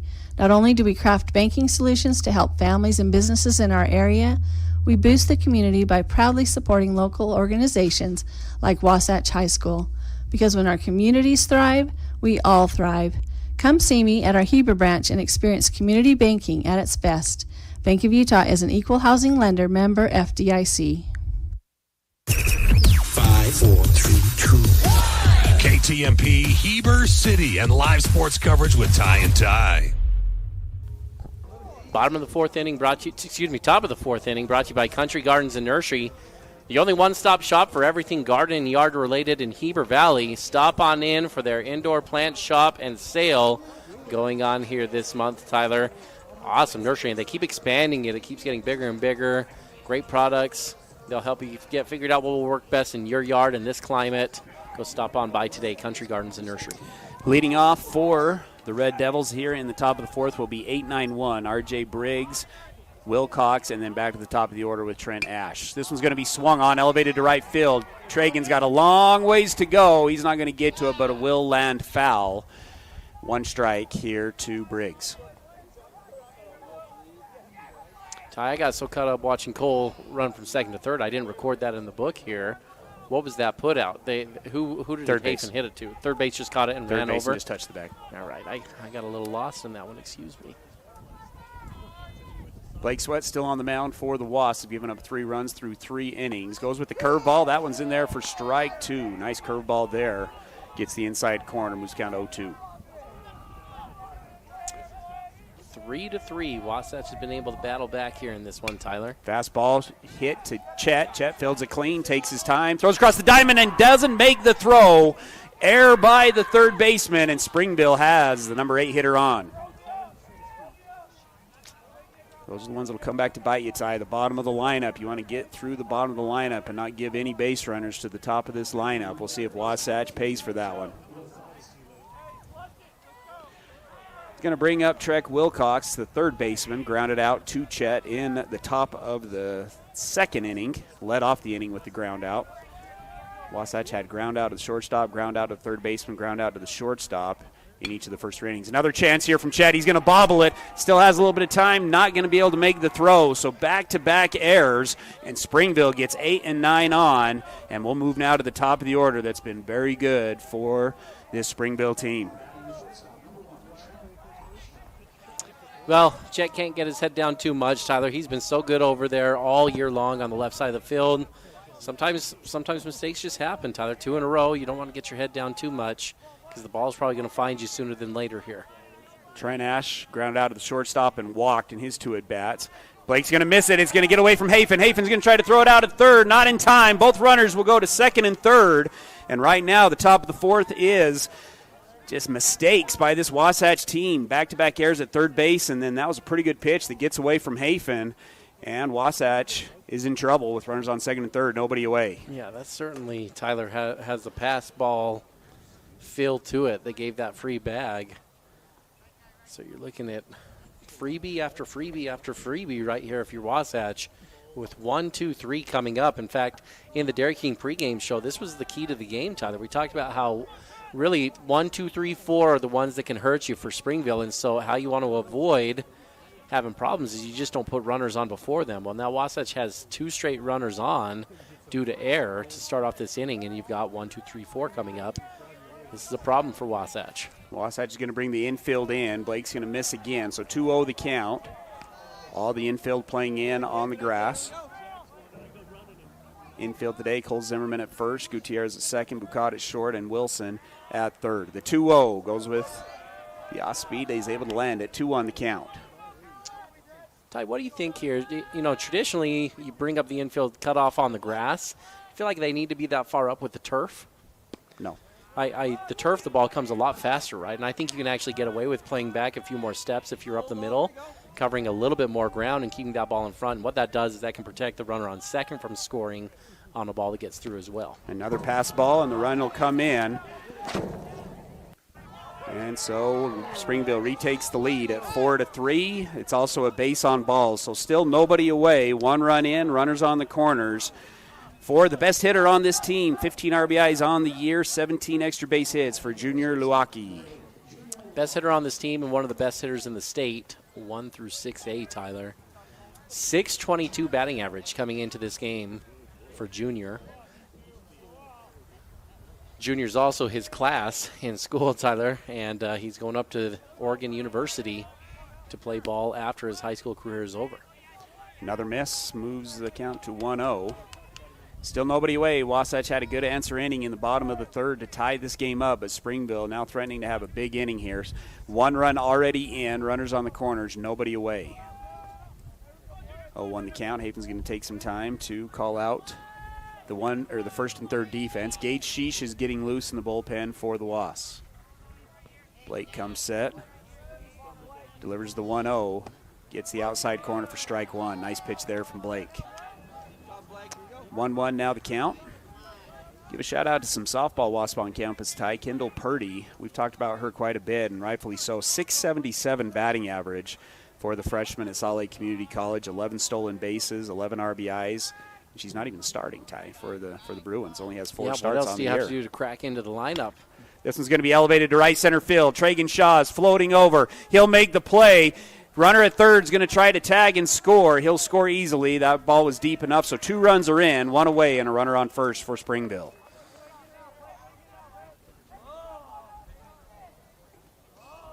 That might be a win, to be honest, Ty, with Junior up, be able to get an out, nobody away. Got to assume that runner on third is going to score. So 5-3 the score, 1 away, and that'll bring up number 3, Reed Deedy. He was 4 for 4 in the series. Wasatch able to get the K his last time up. Only 2 strikeouts on the day for Sweat. Ash leading off at first base. Springville has not tested Hafen at all today. First pitch of the at-bat misses outside for ball 1. Shaw did a good job on that ball, Tyler. It would be tempting because he was coming in with a lot of momentum to catch that. Tempting to just air that thing out and throw it home. And he may have a chance to throw him out if he does that, Tyler. But what you're doing for sure is you're going to allow that runner from first to advance to second. And you're trying to minimize the big inning here if you're Wasatch. Tragan didn't get greedy. He made sure to throw it through his cutoff man's head. They were able to cut it off and keep that runner at first base. Hopefully, as this inning comes to a close, Tyler, that will be a big moment that keeps another run from scoring. Swing and a miss, moves count to 1-1. Sweat working out of the stretch. Not a big lead from Ash over at first. Goes back with the off speed. Carter was moving to his right, and it goes through the 5-6 hole for a base knock. First hit of the inning for Springville. First and second, 1 away. Well, the ball's not bouncing Wasatch's way this inning, Tyler. That's a good pitch. Blake gets a ground ball that's a very mild ground ball here from the number 3 hitter. But the ball has eyes and finds its way into the outfield anyway. 5 for 6 in the series now is Deedy, and that's going to bring a trip to the mound from Coach JW. Trip to the mound brought to you by Mirror Lake Station, best donuts in Utah. Another shout out to Paige Armendariz, tie 1 home run and 7 RBIs down at Utah Valley University. Has also pitched 8 in the 3rd inning for the Wolverines, who are 7-8 in conference play. It's 5-3 the score, Ty, and I know you're not an NBA fan anymore, but it's just some news from the NBA. Draymond Green getting suspended, and that's not news. That's just a common such thing. An official thing. Me not being an NBA fan anymore, just putting all this misleading verbiage out here. I'm pretty sure you said last week that you were just done, right? That you weren't following the NBA I don't know. anymore. No one recorded that, did they? I don't know if we can go back and prove that.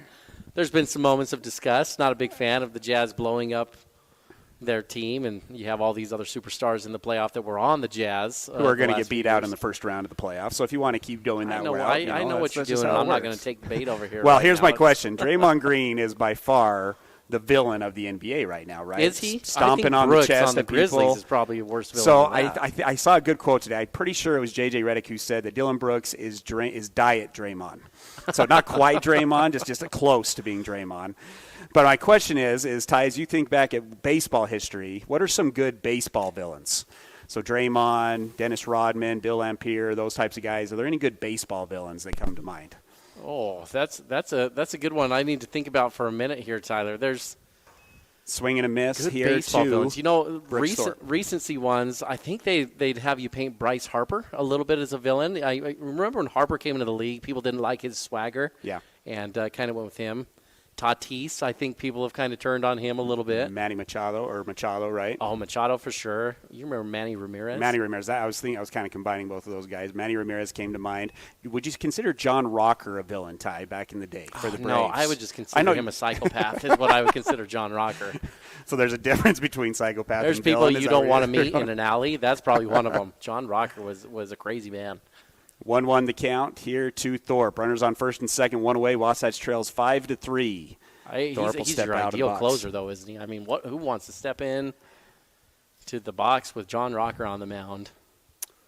Moises Alou, is he a villain for throwing the fit? I mean, he basically ruined a person's life, right? Bartman, right? Yeah, there's no longer a Bartman in this world because of Moises Alou. I don't know if Alou, right, is the one you go with. He's the one that threw the fit. Buckner. Nice pitch inside corner for strike 2. 1-2 the count. Wasatch trying to get out of the top of the 4th, trailing 5-3. They gave up 2 in the first, 1 in the 3rd, and now 2 here in the 4th. Only 1 hit, 1 walk, and 3 errors have led to these 2 runs. Sun's starting to shine, That's a good though. question, though, Tyler. Baseball villains. I'm gonna have to stew on this one a little bit more. You know who was just terrible is Roger Clemens. Roger Clemens, that Mike Piazza, Roger Clemens thing that they had going on, he picked up a bat and threw it across the field at him. How about that one? But how about Pedro Martinez throwing Zimmy That's down true. to the ground? Yeah, I mean, that's a pick villain, on a right? 70-plus-year-old man and throw him on the ground.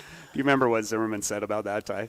No, I don't. He said, I figured this was my one chance to get Pedro, so I went after him. Swing and a miss. Blake Sweat bounces back and gets the strikeout, his third Wasatch Physical Therapy strikeout of the day, and there's 2 away here in the top of the 4th. It's going to bring up Ashton Tate, walked in his first at-bat and flew out to left field in his second at-bat. It's probably too easy to say Pete Rose. So I was going to say, Pete Rose. Would you consider these guys they're keeping out, Roger Clemens, Pete Rose, Barry Bonds, Mark McGuire, those guys villains because of their different issues I don't think it's the same. I don't think it's the same because Draymond's in game. He's bugging you during the game, right? Nobody had issues with Barry Bonds in game, right? In game, he was. So that's why when I think ever. villain, it's who do people have problems with in game, right? So that's like Machado, right? There's been some controversies. Alex Rodriguez, would you consider him a villain with some of the antics that he pulled of slapping the ball and stuff like that? I can see A-Rod being in that conversation. 1-1 the count here to Tate. Wasatch again trying to get out of the inning, down 5-3. Who's the guy that just kicked the catcher out of the way when he wanted to charge the mound? You know that what was I'm a talking triple about? A. No, I think that was a triple A professional thing. Baseball. Bounces this one. Hafen does a good job of blocking it. Tries to get the runner at third. In time? No! They say it was a pretty good slide from the Springville base runner. Looked like the ball had beat him. The umpire disagrees. So back-to-back plays at third base go against Wasatch. 1-1 the count now, and 2 runners are in scoring position at second and third.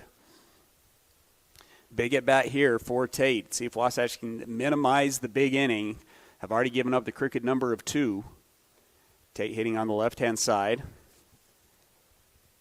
Oh, 3-0. I think he just signaled 3-0. Does get the strike. So 3-1 the count. Ball nearly got over Blake. Caught the attention of both Bucad and Gutierrez. But Blake's able to pull it in. 3-1 the count. Blake working out of the windup. The pitch, does he get him to go? Yes, he did. It's full count. Full count, 2 away.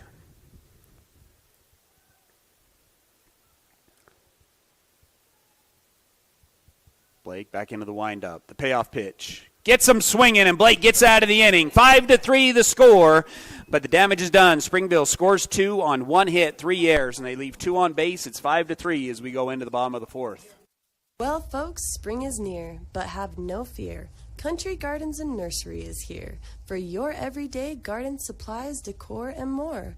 From our personal gardener to our new bulk yard, where we offer large variety of soil, mulches, and decorative rock. Come see what we have in store. Country Gardens and Nursery, 1401 South, US 189. We'll see you soon and hope to put you in bloom. Are you ready for lunch?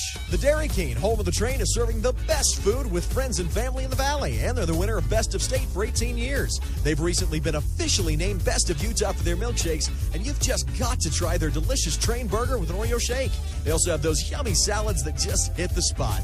They've been proudly serving the Heber Valley for 75 years. That's the Dairy King, home of the train, serving deliciousness daily. So stop in today.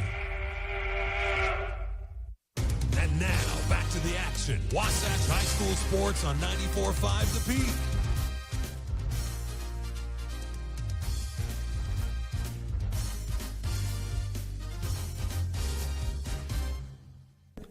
Bottom of the 4th inning here at Wasatch High School. The Wasps trail Springville 5-3. 4th inning brought to you by Gravity Coalition, offering the best in bikes, skis, snowboards, skateboards, and more in Heber Valley. Personalized service, sales, and repair for the gear you love. Gravity Coalition in Midway, Utah, or visit gravitycoalition.com. This is a cool shop. Back-to-back Ks from Blake Sweat are some of your good spot A plays of the game. Gets Wasatch out of the inning and keeps this one close. Still a lot of baseball to be played as we're in the bottom of the 4th. 2-0 the count to Riker Evans, who flew out to left field in his first at-bat. Tad Solser on deck, and Crew Erickson in the hole. 2-0 the count. Off-speed pitch, big swing, and a big miss. 2-1 the count. Window is open as we've ran out of some batteries, and it's a little bit colder outside than it is in here. The way the microphone works down on the field, Ty, you need 2 AA batteries a piece here with the different pieces of equipment. And we got the one resolved, and promptly 5 minutes later, the batteries died on the other one. So it chewed through those quickly. He said we still had 2/3 of battery life when we started this game, and I'll tell you, it hasn't been that long of a game yet, Ty. 5-pitch walk, and Riker Evans is on base for the Wasps. It'll bring up Tad Sulcer, who popped out to the second baseman in his first at-bat on a slash-and-run attempt. Tad will step into the box, was our Bank of Utah hitter of the game, was 2 for 3 with 3 RBIs in Game 1 of this series. Tad will step out of the box and takes another look down at the third base coach, McKay Jacobson. Crew Erickson on deck, who's walked twice and scored twice. Evans fakes a steal. Tad fakes a bunt. No action as the ball goes in for a ball. 1-0 the count.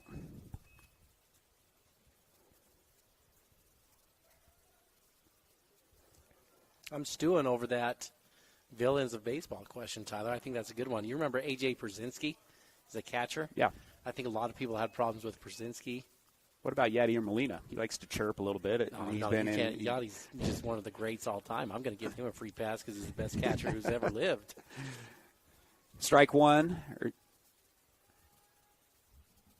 Off-speed pitch is in there for a strike as well. I think it counts 1-2. I was looking at Utah on your A.J. Brzezinski take.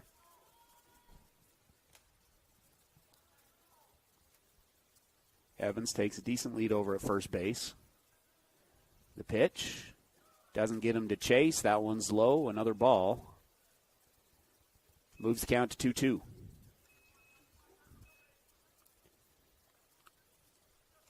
So what would qualify you as a villain in baseball there, Ty? Swing and a miss. That's the second strikeout of the day for Kelly. And Tad is retired. That'll bring up Crew Erickson, again, who's walked twice and scored twice, also has 3 stolen bases on the day. I think just breaking the unwritten rules. In-game, like, annoyance, breaking unwritten rules, things of that nature. So I think on the baseball like the side. Rules of baseball? Well, no, I would say, like, dirty-ish plays, I guess, like sliding cleats up, stuff like that. Ty Cobb, then.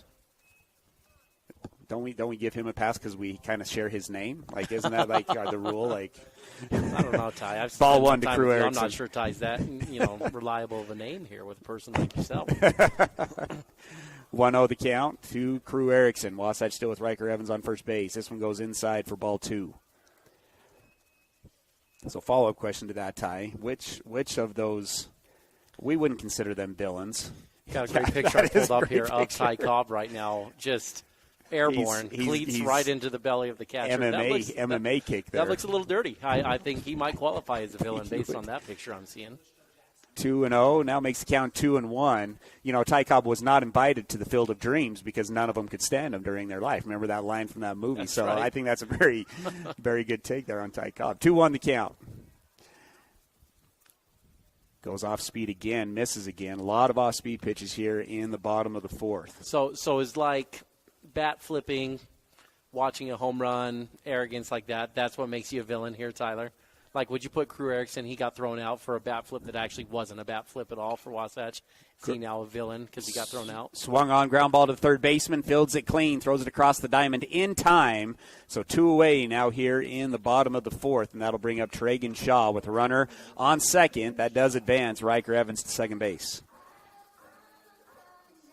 That thing with Crew, of course, Tyler, anyone who watched the replay, that was not the right call from the umpire to throw him out. Tragan comes up to the plate, 2 away. Wasatch needs to score some more runs with 2. He's going to swing at the first pitch. It's going to be a lazy ground ball to the first baseman. Takes a bad hop, but Junior's able to field it clean, and Springville gets out of the inning. No runs on, no hits, no errors, and 1 is left on base. It's 5-3 as we go into the 5th. The 50s produced some great sound. That early rock and roll triggered so much emotion for so many. Here's another sound from that era. The dental drill triggers a whole different set of emotions. The sounds, the smells, feeling out of control, whatever keeps you from the dentist at Dorius Dental, we get it. We focus on the little things. Distract yourself with your favorite episode of The Office, or crank up the 80s or 90s and let it take you back to another time. At Dorius Dental, we are sensitive to your needs. We are taking care of the little things so you can move on to more enjoyable things. Located in Gateway Plaza, Heber City. Gucci Goo Barbecue in Heber Valley is a premier barbecue restaurant. You can choose from finger-licking ribs, poppin' andouille sausage, tasty chicken, tender brisket, delicious pork, and yummy street tacos. Friday night dates, take that significant other for the smoked prime rib that melts in your mouth. Family-friendly atmosphere where everyone is welcome, quick service for dine-in or takeout, great quality food, and great value for your money. That's Gucci Goo in Midway on Main Street. Wasatch High School Sports is on the radio.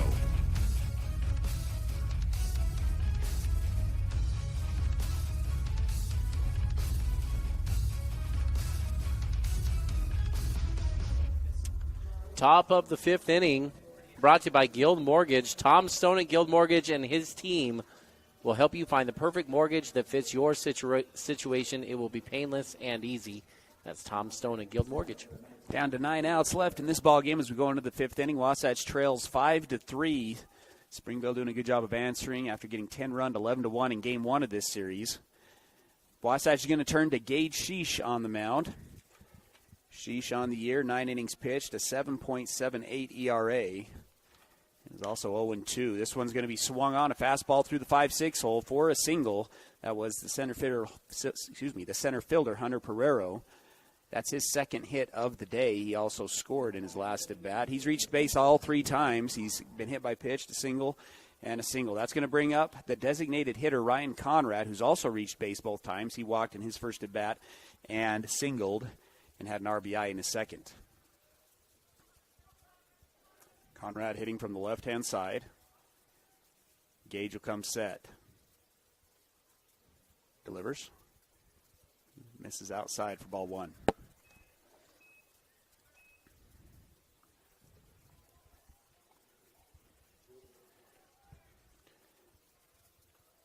(1-0) the count. Gage will come back set.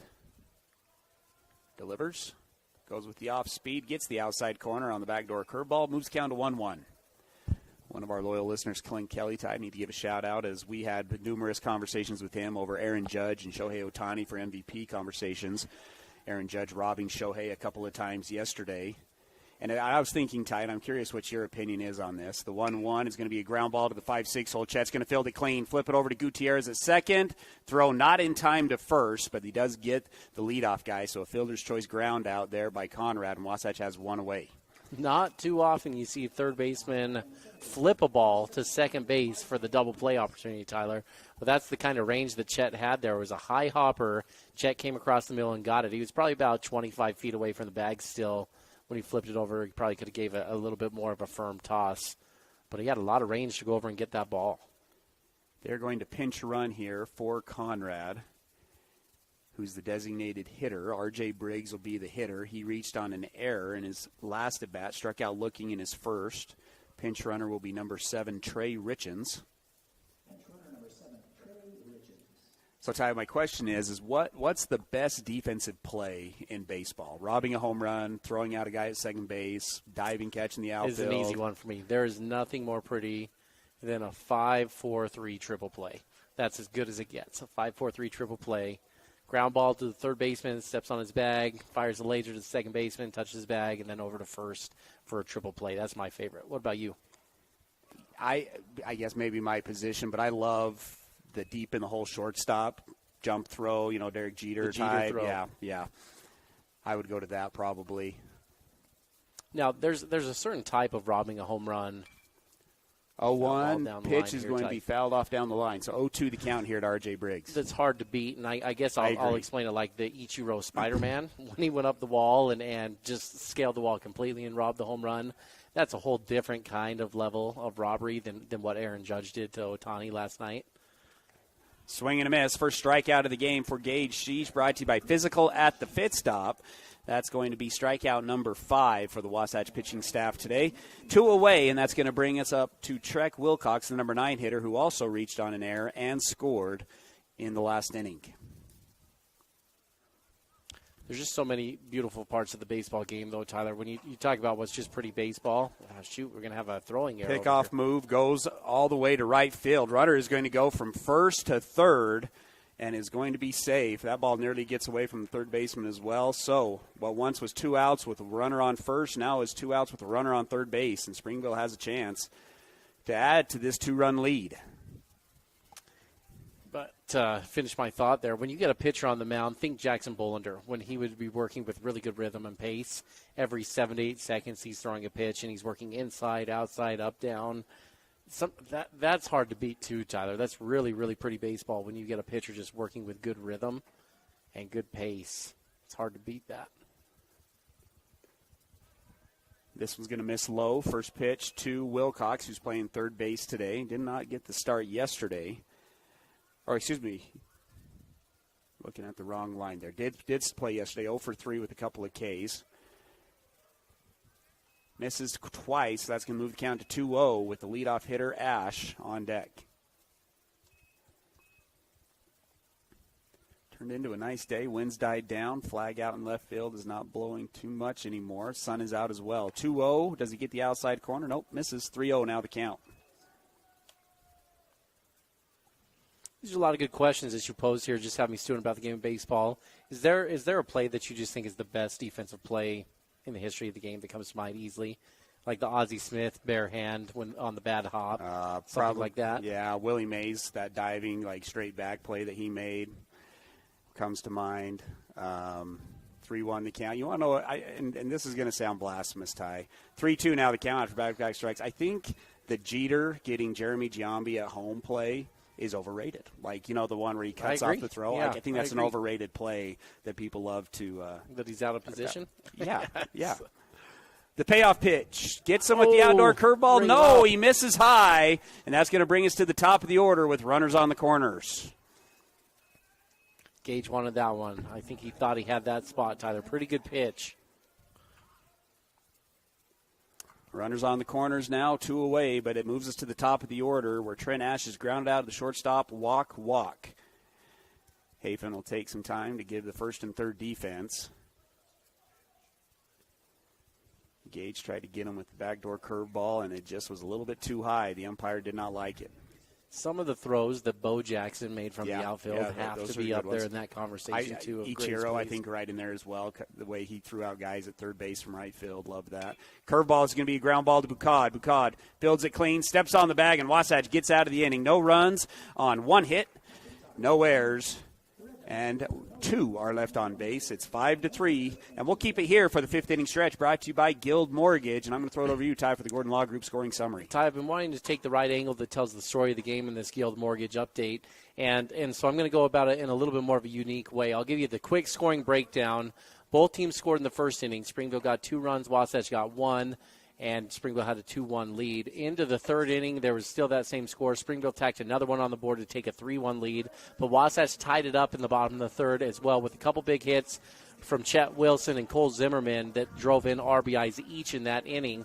And they were tied at 3-3, but Springville came right back within just a few moments and was able to get 2 more runs on the board in the top of the fourth and take a 5-3 lead. That's where we currently sit, as Wasatch has not been able to score since that point.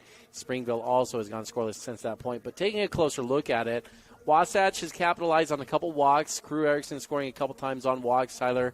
But Springville has really capitalized on that. In the first inning, 2 of their runs, they did get on with singles, Tyler, but then you had a pass ball, you had a walk, you had a hit by pitch, and then you had another walk that ended up driving in those runs. So both runs came in because of walks and freebies there in the inning, Tyler. So that was not a good look. Then you go to that the fourth inning, and both those runs that came in by way of errors. You had error, and then you had 2 more walks in the inning. And so both the innings where Wasatch has given up big runs here to Springville have come by way of walk, errors, and hit by pitches. And sometimes it's just a really simple game to explain here, Tyler. Both teams, when they've struggled in this series, it's been because the pitchers have not been throwing strikes. And that's really what tells the story in this game. Wasatch now down 5-3 as we head to the bottom of the 5th. It'll be Gutierrez, Wilson, and Zimmerman that will lead off the bottom of the 5th. Wasatch trails 5-3. That scoring summary brought to you by the Gordon Law Group, your full-service local law firm practicing in all areas of the law. They take pride in saying, yeah, we do that. 2-0 the count to Gutierrez. Kelly still on the mound. How many pitches is he up to, Ty? Puts him at 80 after that pitch. Misses inside. So 3-0 now the count. Wasatch needs base runners and would like to get some base runners on in front of Wilson and Zimmerman, who both have RBIs on the game today. 5-3 the score here in the bottom of the fifth. And does he get that one? No. 4-pitch walk to lead off the fifth. We'll see how, and that might do it. Briggs trotted out Kelly. Ty, both teams have 5 walks on the day. Wasatch also has a hit by pitch on the day, so does Springville.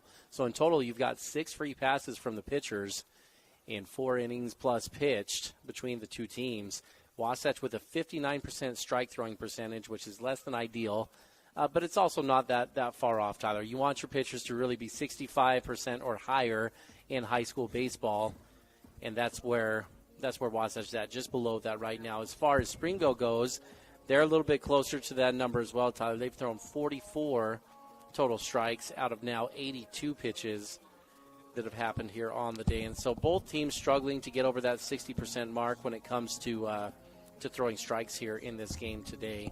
Springville officially at only 54% strike throwing. So it's unfortunate that Wasatch couldn't capitalize a little bit more on the poor strike throwing percentage from Springville, as they've only got 3 runs on the board from a pitcher that threw 4+ innings with only 54% strikes. Springville is going to go to the bullpen. They're going to bring in senior Gunnar Bowers, and this is his first appearance on the mound tie this year. A lefty, soft-throwing lefty with a good curveball. He'll face off against back-to-back lefties, Wilson and Zimmerman, with Alex Gutierrez on first base. This pitching change brought to you by Tony's Tacos, best tacos in town. Stop on in for not only their tacos, but their burritos, chili rellenos, tortas, and flautas right there on Main Street. Have probably been in business since 2001. This feels like a baseball statistics move for Springville. You've got lefty and lefty coming up for Wasatch with Wilson and Zimmerman, seeing if they can maybe keep them off balance with a lefty-on-lefty matchup. And Ty, I don't know if they know the scouting report. It's not a bad move. Both Chet and Cole have struggled a little bit more this year as opposed to left-handed pitching versus right-handed pitching. And Chet especially, Ty, I think Chet can hit off anyone, so don't misread what I'm about to say here. But Chet traditionally does a little better against higher velocity pitching. When you go soft and left-handed, it's gotten him off balance from time to time. Now, he's grown a lot as a hitter over the last year and a half, and he should be able to handle this pitcher here as well. But it's not a bad move here from the Springville coach to try to give a different look to these hitters. Bowers, though, on the mound. Ty, that has to make you think Bowers, the natural, right? Strikes. It's a good baseball name there. You can hear Pop Fisher from the dugout yelling. If he didn't have his gambling problems, Ty, Bowers would be a consideration for your starting pitcher on your fictional fictional baseball players. I mean, you talk about that game to get into the pennant. The only hit he really gives up is the one where he's trying to throw the game after he calms down. He throws 9 innings of shutout baseball. Ball 1 to Chet. Runner on first, nobody away. Wilson in the box, hitting from the left-hand side. 1 for 2 today with an RBI single and a fielder's choice ground out. The 1-0 takes strike 1. 1-1 now the count. Interesting move going with the lefty. Wasatch has had their way with stealing bases. Makes it a little bit tougher with the lefty if can't figure out his rhythm. Couple of looks, high leg kick, delivers the 1-1. That one's inside for ball 2. 2-1 now the count. It can make it tougher, Tyler, but it can also make it easier because you can take the guessing out of it. If it's a slow motion home, it's an easy, you're going on first move. And if he's just slow and methodical, which looks like this pitcher is, you can maybe swipe it even if he picks over to first base if you're going on first move and getting a good jump. 3-1 the count here to Chet. Left fielder playing pretty shallow in left field. Right fielder and center fielder playing straight up. Infield shifted heavily over to the right-hand side. 3-1 the count here to Chet. The pitch. Big swing and a miss. Foul ball, or excuse me, a foul ball on the big swing, and that's going to load the count up at 3-2. Yeah, the wind's died down considerably here as well, Tyler. It's a pretty nice day out there right now. Sun shining. Wind's not coming as hard as it was at the beginning. It was blowing out really hard earlier on in this game. The payoff pitch is going to be a hit and run. What a play by Junior, and he gets the double play. Alex thought it was a line drive, so he stopped mid-base path, and that is a heck of a play by the Oregon commit at first base. Oh, man, that ball was hit so sharply down the line and right over the bag. Luyaki playing over there right on the bag because he was holding on Alex. He's able to get that ball. That's just bad luck for Wasatch. Good barrel from Chet. Alex on the move, not knowing where the ball is behind him, froze not wanting to get doubled up, and that actually caused him to get doubled up. Tough sequence. Second double play when Wasatch had runners in motion on the game today. That pitch is going to miss high. Ball 1 to Cole Zimmerman now with 2 away and nobody on base. Man, if that gets by Junior, Alex probably scores on that one, and Chet's got a chance at a triple. 2-0 now the count to Zimmerman, who takes ball low. Zimmerman and then Bucad. Zimmerman with an RBI single in his last at bat. 2-0, make it 3-0. Wasatch needs to punish this pitcher here, Tyler. He's not throwing with great velocity. It's not overwhelming stuff. The breaker's it's not that hard to pick up, Tyler. I think Wasatch can jump all over this guy. They need to drive him out of the game here quickly.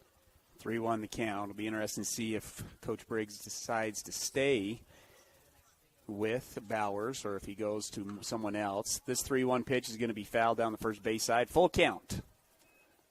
2-way. See if Wasatch can extend the inning. They've pushed 2 across with 2 outs in the ballgame today. What your good hitting teams will do against a pitcher like this, Tyler, is they don't get too big on their swings. You just have to think up the middle, up the middle, up the middle, wait for the pitch to get to you. This one's going to be fouled off into the batting cages on the first base side. What that'll do is that'll train you to stay inside of the baseball. You won't pull as many balls down the line, not too many foul balls, and you can find some grass out there if you're disciplined and think back up the middle. Reset with the full count. Cole's going to loft this one to the third baseman, who will make the grab, and that'll do it for the 5th. No runs on no hits, no errors, nobody left on base. It's 5-3 as we go into the 6th. You might be used to having someone ask you the question, what is it that you need? I think that's limiting. I'm going to take you through a 6-step process, and it's simply answering questions. And it might not just be home. It might be that you want that fancy new car. It might be that you want trips. It's your list. What is it that you really, really want? Call Tom Stone at Guild Mortgage in Heber City. Tom Stone, MLS 257849. Guild Mortgage Company is an equal housing lender. MLS 3274. All loans are subject to underwriter approval. Terms and conditions may apply. Subject to change without notice. Hi, this is Nicole with Mountain Refined Furnishings and Flooring. And if you didn't know, we've recently partnered with Mattress Warehouse of Utah to bring you the largest selection of mattresses around. The team at Mountain Refined prides themselves on making your home a place where you love to be. We offer a large selection of furnishings, flooring, window treatments, gifts, decor, and so much more. If you haven't been by lately, stop and check it out. You'll be pleasantly surprised. We're located at 480 North Main Street. This is live coverage of Wasatch High School sports on 94.5 The Peak.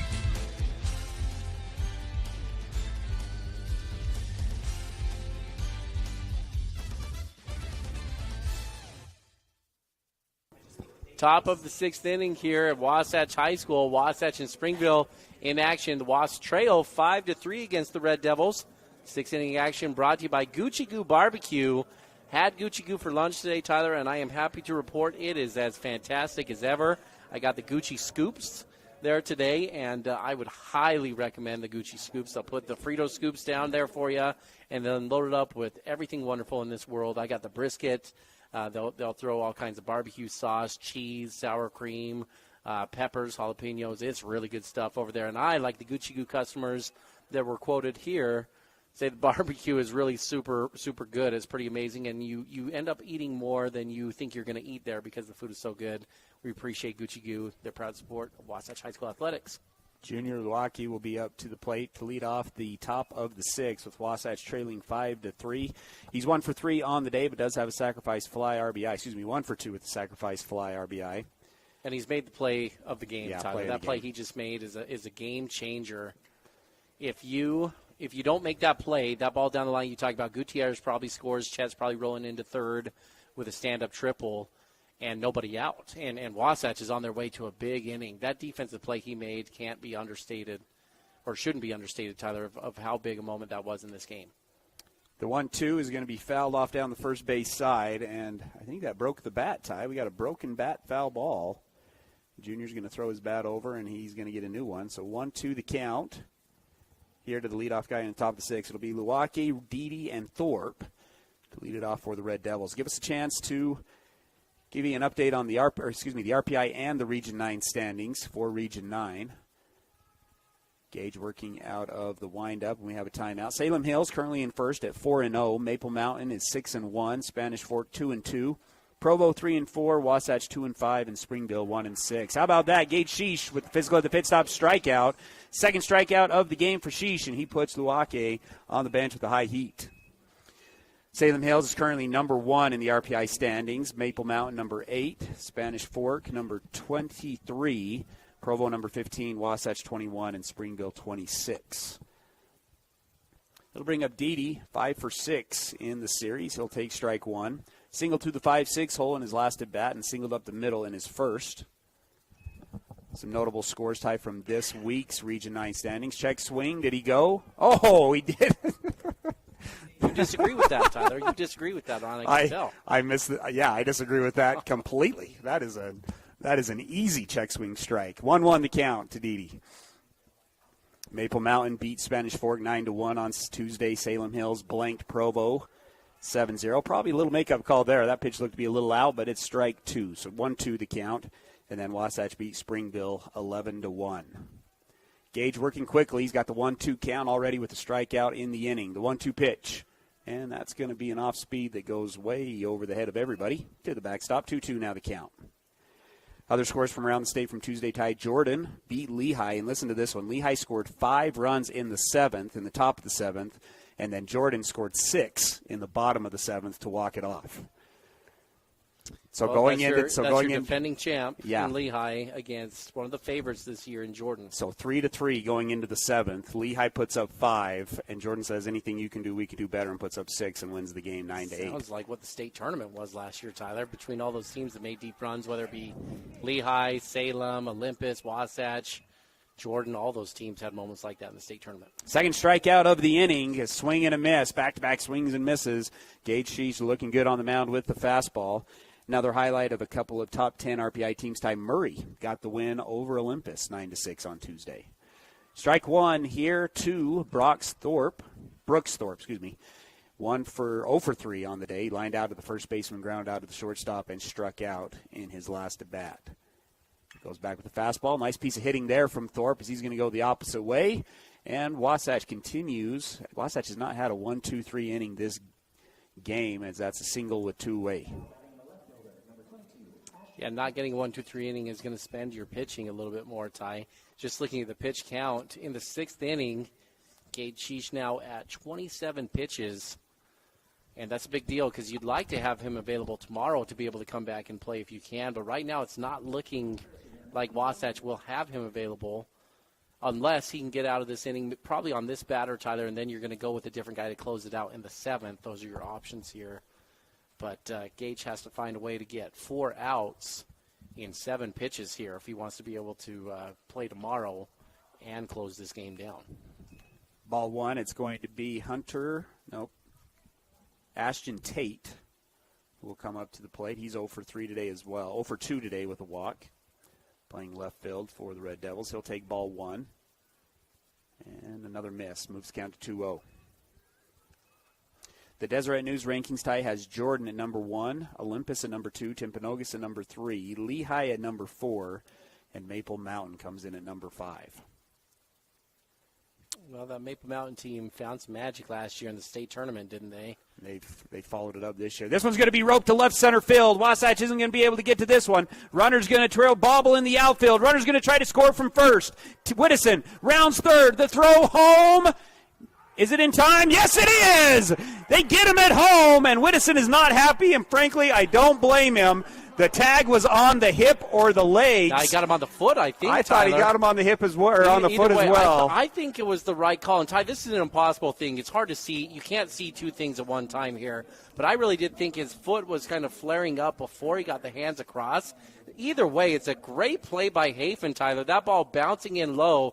Hafen just waiting patiently, hanging in there, knowing if he goes out and gets it, he's going to have no chance at putting the tag at home. He just let the ball come to him and then put a quick tag down like it was a middle infielder. Nice job from Hafen Good relay in there from Bucad and Sulzer as well to get the ball there. Potential good spot A play of the game. A good spot A is your favorite hometown place to relax and unwind, offering massage, skin care, nail care, and unique relaxing spa packages. Pick a good spot A to be your spa. Wasatch is able to get out of the inning. No runs on 2 hits, no errors, and 1 runner is left on base. We'll keep it here. It's 5-3 as we go into the bottom of the 6th. They are going to leave Bowers on the mound, so it'll be Bucad to lead off the inning for the Wasps, then followed by Hafen and then Evans. Wasatch down by 2 with 6 outs left to go. This is really a needed win for Wasatch as they try to keep their state tournament hopes alive. Currently sitting right now at number 21 in the RBI standings. Yeah, Ty, they're on the ropes a little bit, and they've got, you just talked about, a top 5 team left to go in Maple Mountain that they have to finish the season against. So tough games still ahead. Not that those are not winnable. But you got to get the ones that are winnable that on paper you should be getting, and that would be Springville here. Spanish Fork is always going to be tough. Tyler, they're a little down this year, but that's what they've got next week. Need to rattle off some wins here in the next 5 games. Bucad will take strike 1. Bowers again making his first appearance of the season for the Red Devils at the varsity level. And Bucad 1 for 1, and a hit by pitch. That one's outside for ball 1. 1-1 the count. Yeah, the 1 hit was a drag bunt, beauty, down the third base line. Carter's been doing that a lot lately, and he's been doing it well. Not afraid to lay a bunt down. The 1-1 misses everything, goes back to the backstop. 2-1 now the count. Ty, another side note from the NBA side of things, both Giannis and Ja Morant injured, did not play in Game 2, and both of their teams able to get wins without them in the lineup. So my question to you, Ty, is what's the most impactful injury? So you would think that an NBA player, the best player on the team, with the loss would be an impact, but not so much in the playoffs so far. 2-2 the count, misses outside for ball 3, so 3-2 now the count. Probably a quarterback in football is what I'd say, but pitcher has to be one of the top conversations there as well. Full count pitch with nobody away, misses outside, ball 4. That is the first walk of the day for Bowers, and that's going to bring up Hafen with the runner on first, and that's going to bring a trip to the mound from Coach Briggs. You know, that gives us a chance to dive into your question for a second, Ty. Maybe why the pitcher is the more important position to not get hurt is the pitcher starts everything. You can't start the defensive play unless the pitcher is throwing a ball over the plate for the hitter to put the ball on plate, right? And if in football, it's not that way, right? You can find anyone who can take a snap and turn and hand it off to whoever your running back is, run behind big offensive linemen. You can kind of Band-Aid that a little bit. But you can't start the action in baseball without the pitcher. Sure, but you have a lot of pitchers on your staff, right? Like your pitcher's only playing 1 in every 4 or 5 games, right, in the majors.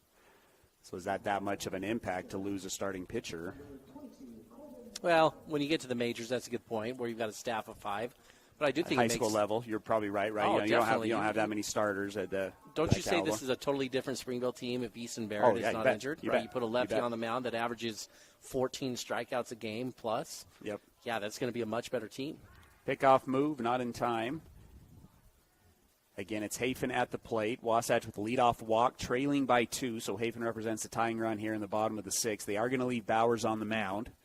The lefty's done a good job so far. Got a double play ground ball. That was a great play by the first baseman, and then got Cole Zimmerman to pop out at third baseman. Another pickoff move, not in time. And Ty, right now, right off the bat, when he's delivering, he's lifting that knee a lot higher than he does on the pickoff. See if Wasatch can pick up on it and move the bases around. Misses outside, ball 1. And what you're saying there, Tyler, I'll say it maybe even a little bit more bluntly. It's a very easy read to steal the base. If Wasatch wants to try to swipe second right now, that's available to them. 1-0 the count to Hafen. Gets that one in there for a strike. Moves count to 1-1. Gage Sciess is actually on deck. He'll be hitting in the Riker-Evans spot. So they'll kill the DH.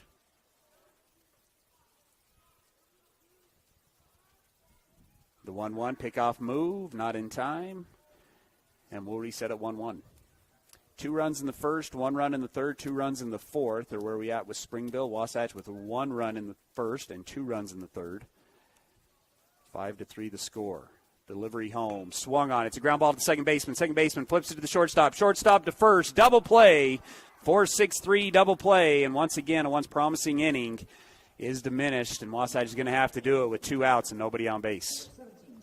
Well, Ty, that's the argument right there of why you got to put the runner in motion, because you stay out of the double play there, and it is risky. When you're down, you don't want to give away runs by trying to swipe the bags, but nothing this series has told you Springville has any chance of throwing out your runners. And I think you probably just want to put those guys in motion a little bit earlier in that particular at bat. Maybe the coaches have seen something that we don't know as well on these pickoff moves. But you stay out of that situation there, and you probably got a couple runs across the board if you're moving people last inning with the runner on first and this inning with the runner on first and nobody out. Gage Sciess comes up to the plate, first at bat of the series. He's hitting .333 with a couple of doubles and a triple on the year. Takes ball 1, takes ball 2. 2-0 the count with Tad Sulcer on deck. Gage hitting for Riker Evans, who was 0 for 1 with a walk. The 2-0 pitch. That's one swung on, elevated to center field. Should be can of corn catch, and Wasatch is down to their last 3 outs of the game. They'll have to hold Springville at 5-3, but no runs, on no hits, no errors, nobody left on base. It's 5-3 as we go into the last inning. Heber City Point S is locally owned and operated by Larry Rhodes and Brad Hyatt. They offer the best brand tires at low prices with extensive knowledge and experience of repair and services with no-pressure sales. Only what you need. They've been taking care of cars, trucks, and trailers for over 20 years. No appointment needed, conveniently located, free shuttle service, and free Wi-Fi. Take $5 off your next visit when you tell them 94.5 The Peak sent you over. That's Heber City Point S. A UCCU home equity line of credit puts your home's equity to work for you.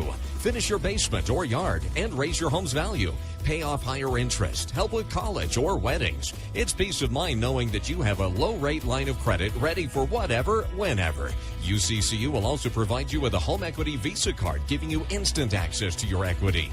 Learn more or start your application today at uccu.com or stop by any branch. UCCU. Love where you bank. And now, back to the action. Wasatch High School Sports on 94.5 The Peak.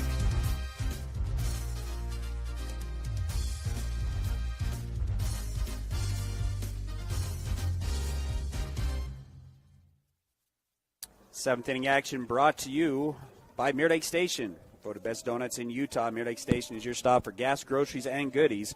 Owners David and Kristen Wade invite you to swing by and say hello this season at Mirror Lake Station. Wasatch down to their final 3 outs, but they're going to have to hold Springville first here in the top of the 7th. Trailing 5-3, they will leave Gage Sciess on the mound. So for Game 3 tomorrow, that will leave Zimmerman, Erickson. Who else can they throw? Bo Jones, Riker Evans should all be available tomorrow for the Wasps. It's going to bring up Hunter Pereiro. He's had himself a day at the plate, 2 for 2 with a run scored, 2 singles, and also reached by a hit by pitch, playing center field today for the Red Devils. Gage has been good, 3 strikeouts and 2 innings of work. He'll go inside, and that's going to be hit by pitch number 2 for Pereiro. And so once again, Springville able to get a base runner on. Boy, Pereiro knows how to use that elbow guard, Tyler. That's the second time today he just has hovered that out over the plate. And on those balls that are inside, one, the umpire made him stay and hit, saying he was leaning over too far. That time he gave him the bag. Ryan Conrad will re-enter the game. He was subbed out earlier with the pinch runner. He's able to use the re-entry. So he comes up. Let's see, had 1 for 2 with an RBI single. He's going to square to bunt. Pulls back on strike 1. Yeah, Chet was all over that one, Tyler. Reading the hands at third base, was coming and crashing hard. So with Wilson coming in at third, you'd believe that Gage's responsibility is to jump off and field that ball headed over towards the first base side. Another curveball this time is tried to lay down the bunt and goes foul. 0-2 the count.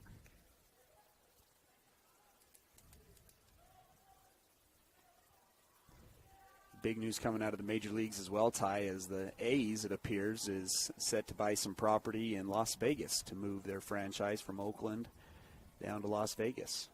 The 0-2 count, curveball, swung on. This one's going down the left field line. Wasatch isn't going to be able to get to it. It's going to get by Tad as well. Conrad with a double, and the runner is going to be held up at third base So no runs come in, but a 2-strike double, and Springville has runners on second and third with nobody out here in the top of the 7th. That ball was so close to getting foul for Wasatch, Tyler. Landed just probably about a foot inside of that foul line. Freshly painted, too. Brad Foster had to go buy a can of paint here at about 3 o'clock to go get that line painted just before this game. Otherwise, that's a hard ball to tell, and the umpire's just guessing completely on it, most likely. It's going to bring up R.J. Briggs. He's going to swing and miss at the first pitch. Playing second base today, he's 0 for 3. Did reach on an error and scored back in the 4th inning. He's got 2 Ks as well. Wasatch needs a K on this one. 1-1 the count as Wasatch is going to cut the infield off, so all of the infield playing in on the grass.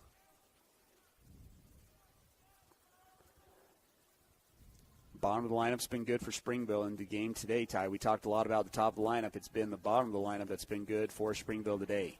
Misses again high, so that's going to move the count to 2-1. Well, that was the recipe for Wasatch on Tuesday. You know, the bottom of the lineup came through. And sometimes I think people just make too big of a deal over hitting at the top of the lineup. Games are really won by who can produce at the bottom of the lineup. And if you can get players to buy into that, coaches really like to build their lineups with that in mind and make sure you've got good quality bats down low that can produce runs for your team. Gets a swing and the miss, but then misses high with ball 3. So 3-2 the count. Nobody away here in the top of the 7th.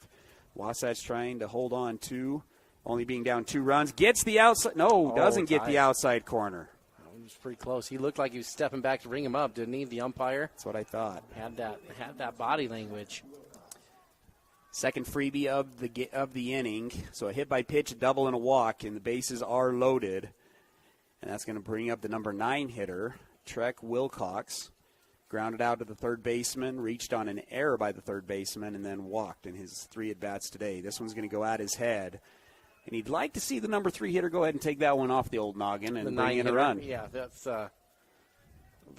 not a bad thing to see happen there. They got enough padding in those helmets now, don't they? 2-0 the count as he misses outside with another off-speed pitch.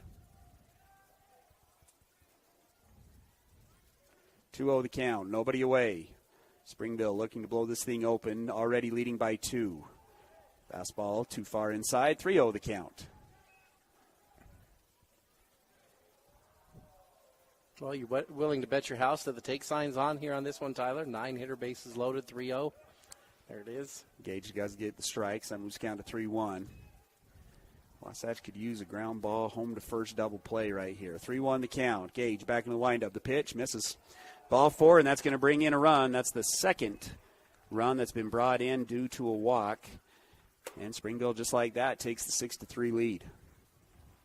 Ty, you brought it up, but the innings that have gotten away from Wasatch, it's very simple. At least 3 walks, hit by pitch, errors in the innings that Springville has scored big runs in each inning.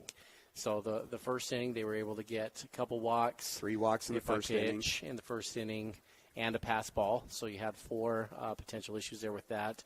Then in the 4th inning, when they got their runs, you had a couple more errors, along with some free passes with base on balls. And now, this one, you've got a couple walks as well in this inning so far. So it brings us to the top of the order. Bases still loaded. Wasatch now trails 6-3. Gage into the windup. Goes with the off-speed swing and a foul ball. 0-1 the count. Wasps need a big defensive play right here, Tyler. You've got your best hitters for Springville coming up. They're leading 6-3 and a chance to push several more runs across. Ground ball is going to go to the second baseman, but Gutierrez has to dive to get it. So they get the out at first, but another run comes in, and that makes the score 7-3. Well, good for Wasatch to at least get one out on that, Tyler. That's unfortunately one of those balls that if you could take it back, you'd probably say, Gage, let that go. Alex is in position to catch that and throw that ball home. But it's just natural instinct for your pitchers there to try to get anything that they can and try to throw the ball home. But that ball was bouncing right towards Gutierrez. It was a great adjustment from Alex to dive and even make the stop after the deflection there. Bring up number 2, the number 2 hitter, Junior Luwake. Struck out in his last at-bat. He'll take ball 1. 1-0 the count.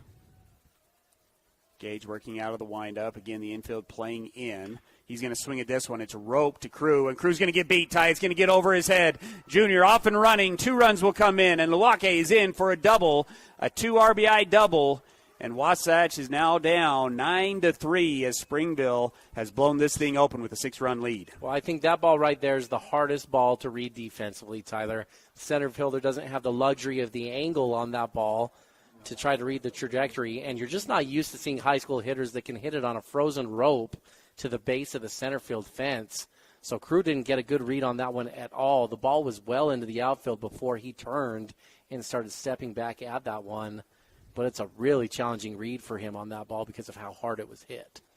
Runner on second, 1 away. Gage will miss outside. The hitter will be Reed Deedy. And Ty, in order to get him out, you got to strike him out. He's only gotten out twice in the series, both on strikeouts, swinging. When he's put the ball in play, he's been able to get single after single. He's going to swing at this one. It's going to be shallow center field. Crew trying to come up. He's not going to get to it. Another single for Deedy. Junior will advance from second to third, and there's runners on the corners on the 3rd hit of the inning by the Red Devils. Well, that's just how you order it, Ty, right? You burn the center fielder and then do a looped single in front of the center fielder after he's backed up a couple of steps. First and third, still only 1 out. Wasatch trails 9-3 after 4 runs here in the 7th. Having a couple bats in your lineup that can push the outfield back to the wall, Tyler, does make a big difference in that regard. Moving the outfield back and forth because there's power can usually get you a couple extra hits every game. So the hitter will be number 16, Brooks Thorpe. Singled to right field in his last at-bat. Lined out to the first baseman in his first and then struck out in the middle. First and third, Gage working out of the stretch. Pitch is delivered and misses low and outside for ball 1. Well, it's going to take a big inning from the Wasps in the bottom of the 7th here, Ty. They'll have to get it started with the bottom of their lineup. A couple batters there. They'll have 8 and 9 coming up. And then they'll be back to the top of the lineup to try to make a run here at this one. Runner goes. It'll be a called strike 1. That throw is going to get away from Gutierrez, but Junior still will stay at third base, but the runner is safe at second. So second and third, 1 away, 1-1 the count to Thorpe.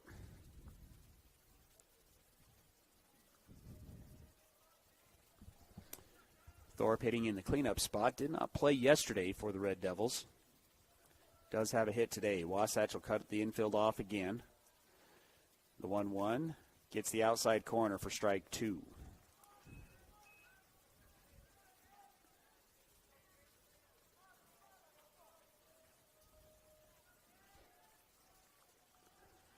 One, 2 the count. Wasatch could use a strikeout here with runners on second and third and only 1 away. The pitch.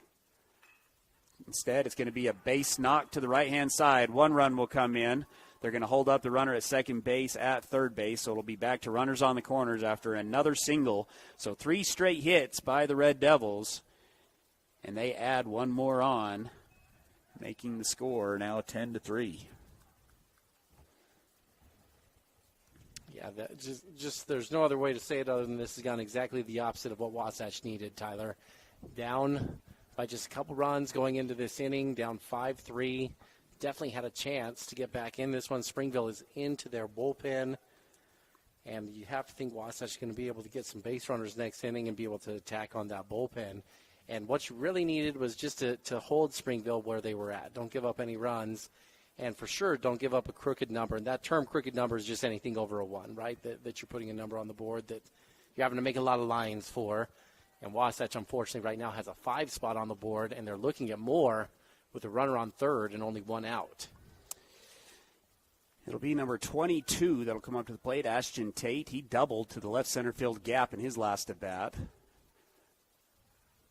Steps in on the left-hand side. He's going to swing, go the opposite way to this one. Tad started forward, now goes back. That's going to be deep enough. Another run will come in. The 6th run of the inning on the sacrifice fly, making the score 11-3.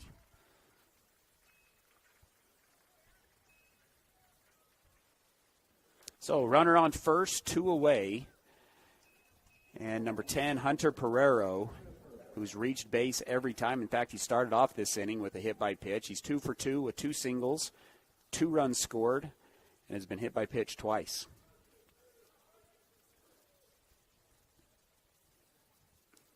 Gage delivers a fastball, swing and a miss for strike one.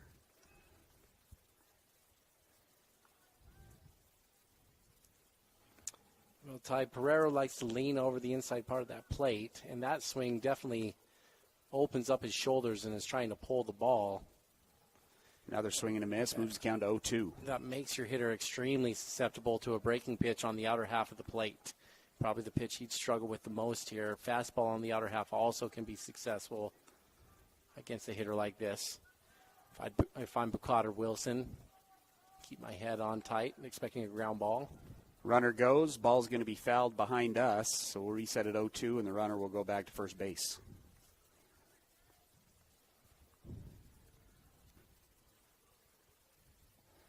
Kind of a tale of two games tie, very similar to the last game. Springville able to pour it on here late. Wasatch is able to get the 11-1, 10-run rule win.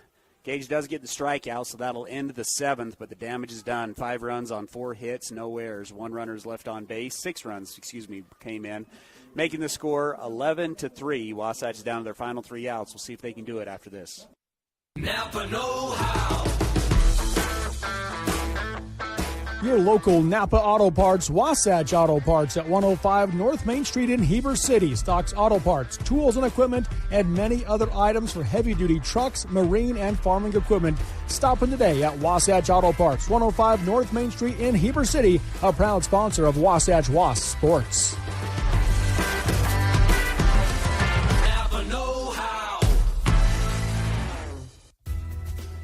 Dan Sluga at Wasatch Bag Flooring is extending his services to include quality paint products to complete your home remodeling needs. Locally owned and operated, Dan and his team can help you find the right flooring for your home with quality products from Mohawk, Shaw, Target, Godfrey Hurst, and many more. Since 2009, they've been exceeding their customers' needs by helping them select flooring that fits both their lifestyle and budget. They've got you covered at Wasatch Bag Flooring and Paints. 5, 4, 3, 2, 1. KTMP Heber City and live sports coverage with Ty and Ty. Bottom of the seventh brought to you by Gravity Coalition, offering the best in bikes, skis, snowboards, skateboards, and more in the Heber Valley. Personalized service, sales, and repair for the gear you love. Gravity Coalition in Midway, Utah, or gravitycoalition.com. This is a cool shop. It'll be Tad Sulzer, then top of the order for the Wasps. So Sulzer, Erickson, and Shaw. Wasatch has some work to do. Down 8 as we go into the bottom of the seventh. Game 3 of this series will be tomorrow back down at Springville High School. And then Wasatch will set their sights on the Dons of Spanish Fork next week.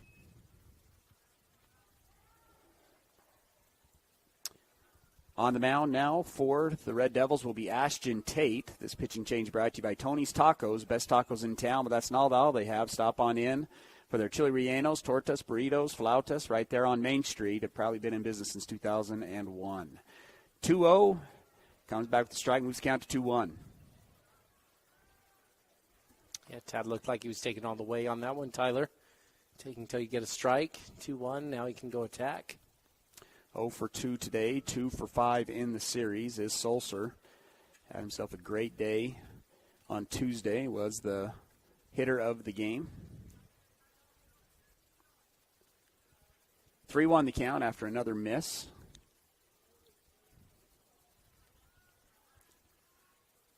The 3-1, and the miss is outside, so another walk there for the Wasps. And that'll put the leadoff guy on. Tate on the season for Springville, 6 2/3 innings pitched, only a 1.05 ERA, and he does have 1 win on the year. Now bring up Crew Erickson with Craig and Shaw on deck. Crew, walk, and then grounded out to the third baseman in his last at bat. Usually down big in the seventh. You'll have your hitters take until you get a strike. That one's going to get away from the catcher, so Tad will be able to advance to second base, takes away the double play. 1-0 the count. Out of the 6 pitches that have been thrown, 5 have been balls so far by Tate.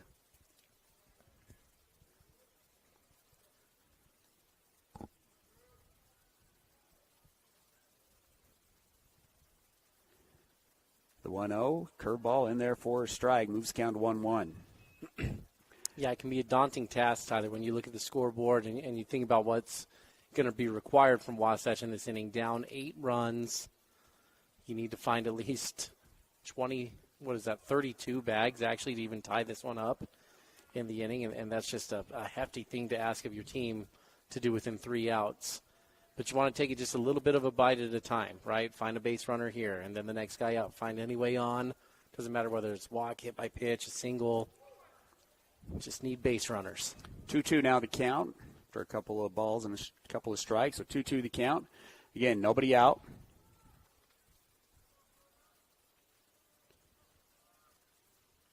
Couple of long looks. The 2-2 swung on, fouled off into the catcher's glove. So that'll be a strikeout, and that'll bring up Tragan Shaw with one away. Ty, to combine both of our conversations that we had, so we brought up Pete Rose as a possible villain in the major leagues and has been kept out of the Hall of Fame due to gambling. Do you find it ironic at all that MLB is going to have a team in Las Vegas, the gambling capital of the United States? Maybe they can make Pete Rose the mascot, the Vegas Roses or something like that. Roses. I don't know. Love it. Tragan took a hard one there, Tyler, to the arm. Shaw gets hit by a pitch. That one hurt. I'll bring up Alex Gutierrez with runners on first and second. Alex 1 for 2 on the day with a walk. Did have an RBI on that single up the middle. In the first inning, brought in Crew Erickson. Crew with 2 runs scored today. Chet with the other run scored. Your RBIs today are Alex Gutierrez, Wilson, and Zimmerman. First and second. 1 out. Wasatch trails 11-3 down to their final 2 outs of the ball game. 1-0 the count to Gutierrez. Outfield playing pretty much straight up. Right fielder's playing really deep. That ball's going to get away from the catcher, so both runners will advance to second and third. So with the base open, we'll reset with a 2-0 count here to Alex Gutierrez. It's a pretty significant investment, Tyler, that team is making in Las Vegas. It's $1.5 billion between the real estate they're buying and the stadium that they're looking to build for the Oakland Athletics there. It's going to be a little different for the A's than what they're currently going through. I don't know if you saw, Tyler, the broadcasters in the visitors' booth haven't been able to use that for several months now because there's a possum living in the booth. And that's how things are going in Oakland right now, is there's a possum that's taking over the visitors' booth stadium.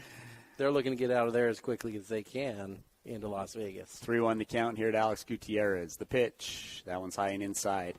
So a walk, hit by pitch and walk have loaded the bases for the Wasps. Wasatch does have 1 away. So that'll load the bases for Chet Wilson. That confused me a little bit, though. This dates back to last season, that this possum's been living in the visitors' broadcasters booth in Oakland. How hard can it be to catch a possum? I feel like we got plenty of people in the stands right here at Wasatch right now that could go get the job done. They got rules in Oakland about what you can and can't do to catch animals that are living in your stadiums. I don't know, Tyler. Why can't they catch this possum? You hear stories like that, Ty, and you watch movies like Major League. 1-1 the count here to Chet as he takes ball 1 and then strike 1, and how the owner of the Indians wanted to move the team right down to Florida, and so she was doing not spending any money. You think that's kind of outrageous. And then you hear stories like Oakland, and you're like, this is real deal, right? There's actual franchises that have problems like that. 2-1 the count. You hear Billy Bean in the Moneyball movie that we've got the rest of the league, and then we've got crap, and then we've got us. Talking about how little money they have in Oakland to spend. Right. 2-2 that count. way when you got possums living in your booth. 2-2 the count to Chet. Again, the bases are juiced. Tad on third, Tragan on second. That one misses outside. So that'll fill up the count. 3-2, 1 away. Alex Gutierrez, the base runner at first base. Cole Zimmerman on deck. Tate working out of the windup with the bases loaded. The payoff. Swung on, barely gets a piece of it. Survives, and we'll reset still with a full count. Wasatch's done a good job putting a little strain here on Springville, Tyler, loading it up, only 1 out. Got the heart of your lineup coming up with 4, 5, 6. See if they can make a little noise here with Wilson. Second payoff pitch. This one's going to be roped to center field, but it's going to get over him, Ty. It got over the center fielder. 1 run will come in. Another run will come in. All the runners had to pause, so it's only going to bring in 2. But Chet Wilson with a 2 RBI double, his 3rd RBI. Now has 3 RBIs on the day. And Wasatch makes the score 11-5 with one away and runners on second and third. Well, what I talked about, that hard play the crew had on Luyaki's line drive, Chet Wilson just returned the favor, Tyler. Hard line drive. It froze the center fielder. Couldn't get a good read off the bat because it was coming so low. He didn't think to take a first step back, and that ball was able to get over his head because of the poor read off the bat. Nice shot from Chet to put a good barrel on it and keep Wasatch's hopes alive here. Zimmerman 1 for 3 on the day with an RBI single in his second at bat. And I think that got him, Ty. That's going to be a hit by pitch, the second hit by pitch of the inning. And so Wasatch once again has the bases loaded with Carter Bucad coming up to the plate, who has reached base every time, Ty. Single, hit by pitch, and walk. Ty, I guarantee you Cole would have rather had the chance to swing the bat, but it's a good team at bat there for him to find a way to get on base, hit by pitch. You're, like we talked about, you're down 8 runs coming in. It doesn't really matter how you get on. You need to find a way on the base and get a lot of runners here that can come across. Coming in, Wasatch needed 32 bags this inning in order to tie this one up. So anyway, you can get a base runner is a positive. Ball 1, strike 1 here to Carter Bucad with Hafen on deck. Wasatch trails by 6 now with the bases loaded, still only one away. Goes with the slider, low and inside for ball 2. 2-1 the count. Catcher's going to go make a trip out to the mound. I think they were just flashing 1s and 2s, Ty, and Chet was having some fun out there, letting Carter know what was coming. You see the video when the catcher tried to go out with Max Scherzer, and he wanted no part of that? Did you see what happened? It's tough to be a catcher. Well, I did see him getting thrown out yesterday. But he threw a fit because his catcher was coming out to talk with him, and he did not want him to leave from behind the plate. And that's going to be roped to the right center field gap. 1 run will come in. 2 runs will come in. Carter Bucad with a 2 RBI double. And Wasatch has cut this lead in half with 4 runs scored here in the 7th. Still only 1 away with runners on second and third. And the sophomore Colton Hafen coming up to the plate. There you go. There you go. If you're Wasatch, put the pressure on Springville, Tyler. Cut this thing in half now. Down by 4. 2 runners in scoring position. Still need a couple guys to find your way on base to even get the tying run there, Tyler. We're going to have a pitching change made by Springville here, but you've given yourself a chance. See if these guys can keep coming through. Yeah, an interesting move here, Ty. This is probably your Game 3 starter. Trent Ash, 13 2/3 innings pitched, a 4.1 ERA, and he's 2-0 on the year. So, again, just looking for some bright spots. Even if Wasatch can't pull this thing off, you just limited the amount of pitches from another pitcher of Springville. So Tate can still come back tomorrow, but his pitches are limited. And then if Ash is your starter, he's going to be limited as well. You're pulling at least 36 pitches, Tyler, is what's going to happen. Because he's going to have to throw 1 here at least, and likely more than that. But even if he just delivers 1 pitch here, then the next day you can't go over 75 pitches between 2 days. So in theory, if he threw 1 pitch and got 2 outs and the game is over, then tomorrow he can throw 74 pitches is all. And normally as a starter you can go up to 110 pitches and finish the hitter. So, yeah, you're right. This is a big deal. The 4th pitcher here for Springville, even if Wasatch doesn't get the win, they've done enough to chip away and give themselves a better opportunity tomorrow. They still have DeLamas, though, Tyler, who's not a bad arm there as well. A little surprised maybe they didn't go that direction if this is going to be your starter tomorrow. Some more pitchers. You have Braxton Hughes, who we saw in Game 1, did not record an out, gave up 2 hits and 3 runs and a walk on 15 pitches, so he could throw. You just saw Ashton Tate, some other guys that could possibly throw. Porter Red, Mason DeLamas, as you said, Ty, and then Trent Ash, who we're going to see right now. So, base is open. Gage Sciess is on deck. Colton Hafen, who hit into a double play in his last at-bat, is 0 for 2 today, did walk in his first. Runners on second and third. 1 away for the Wasps. Tate, the normal shortstop, has done a great job at shortstop in the series. Comes in, and he'll miss high for ball 1. It's been walk, strikeout, hit by pitch, walk, double, hit by pitch, double here in the bottom of the 7th. Strike 1, moves count to 1-1.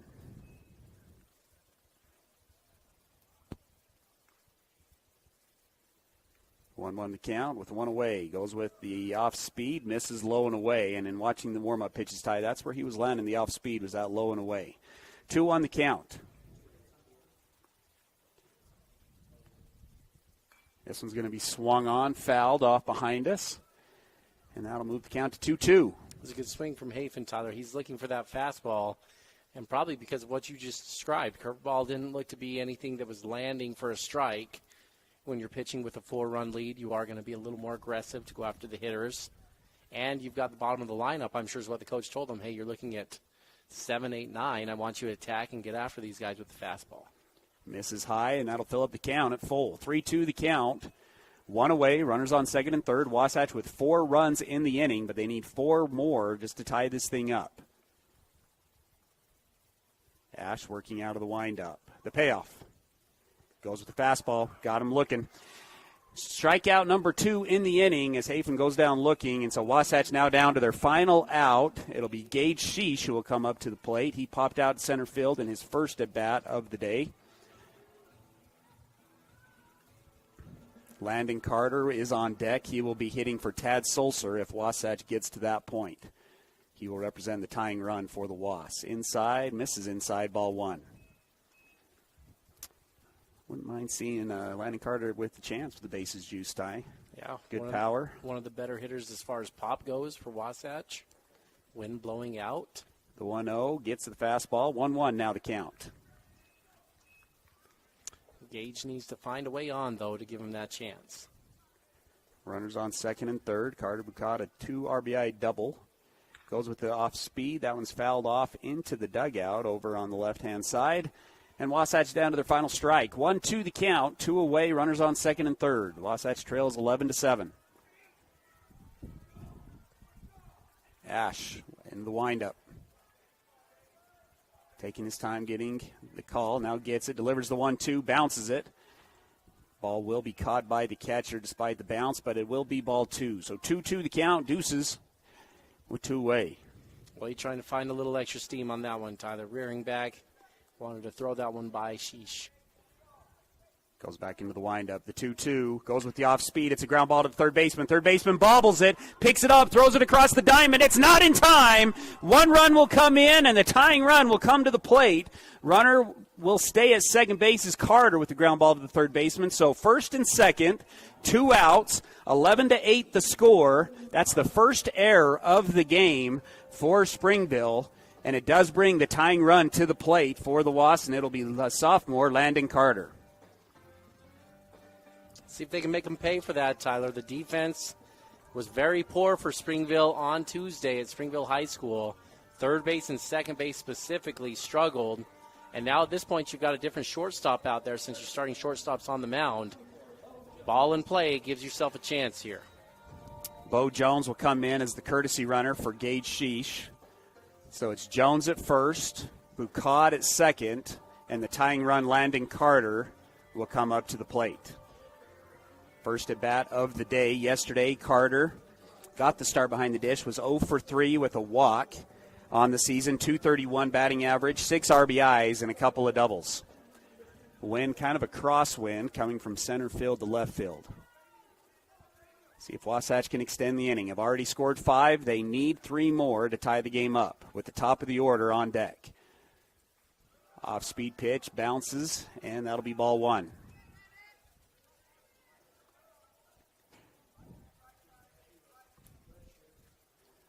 It's got some of that wind, so it looks like this wind might be shifting a little bit towards the plate. Tie 1-0 the count. Ash on the mound, sets out of the stretch, delivers, and that's going to bean Carter, so the winning run will now come to the plate. It'll be Crew Erickson, who did strike out earlier in the inning, but he represents the winning run with the bases loaded and 2 outs. Well, you can't ask for anything better. Okay, this is as good as you could have hoped for if you're Wasatch. You've got the tying run on base. Burdett's going to come on to run there, Tyler, so you're going to have a pinch runner. And you've got the top of the lineup coming over here. So you've got Erickson, Gutierrez, Erickson, Shaw, Gutierrez, and then Wilson. It's going to probably need to happen with Crew and Tragan if you realistically want to have a chance to come back in this game here, Tyler. Erickson on the day, 0 for 2, has scored twice. He's 0 for 2 with 2 walks. He grounded out to the third baseman and struck out to begin this inning. He's going to take an off-speed pitch low for ball 1. Well, they made this one exciting. It was 11-3 coming into the inning, and 5 runs later, it's 11-8, and the winning run is at the plate. He'll take strike one. Bases are loaded. Bucad at first, Bo Jones at second, and Zach Burdett at first base. 1-1 the count, 2 away. Ash into the windup, the pitch. Low and outside, 2-1 the count.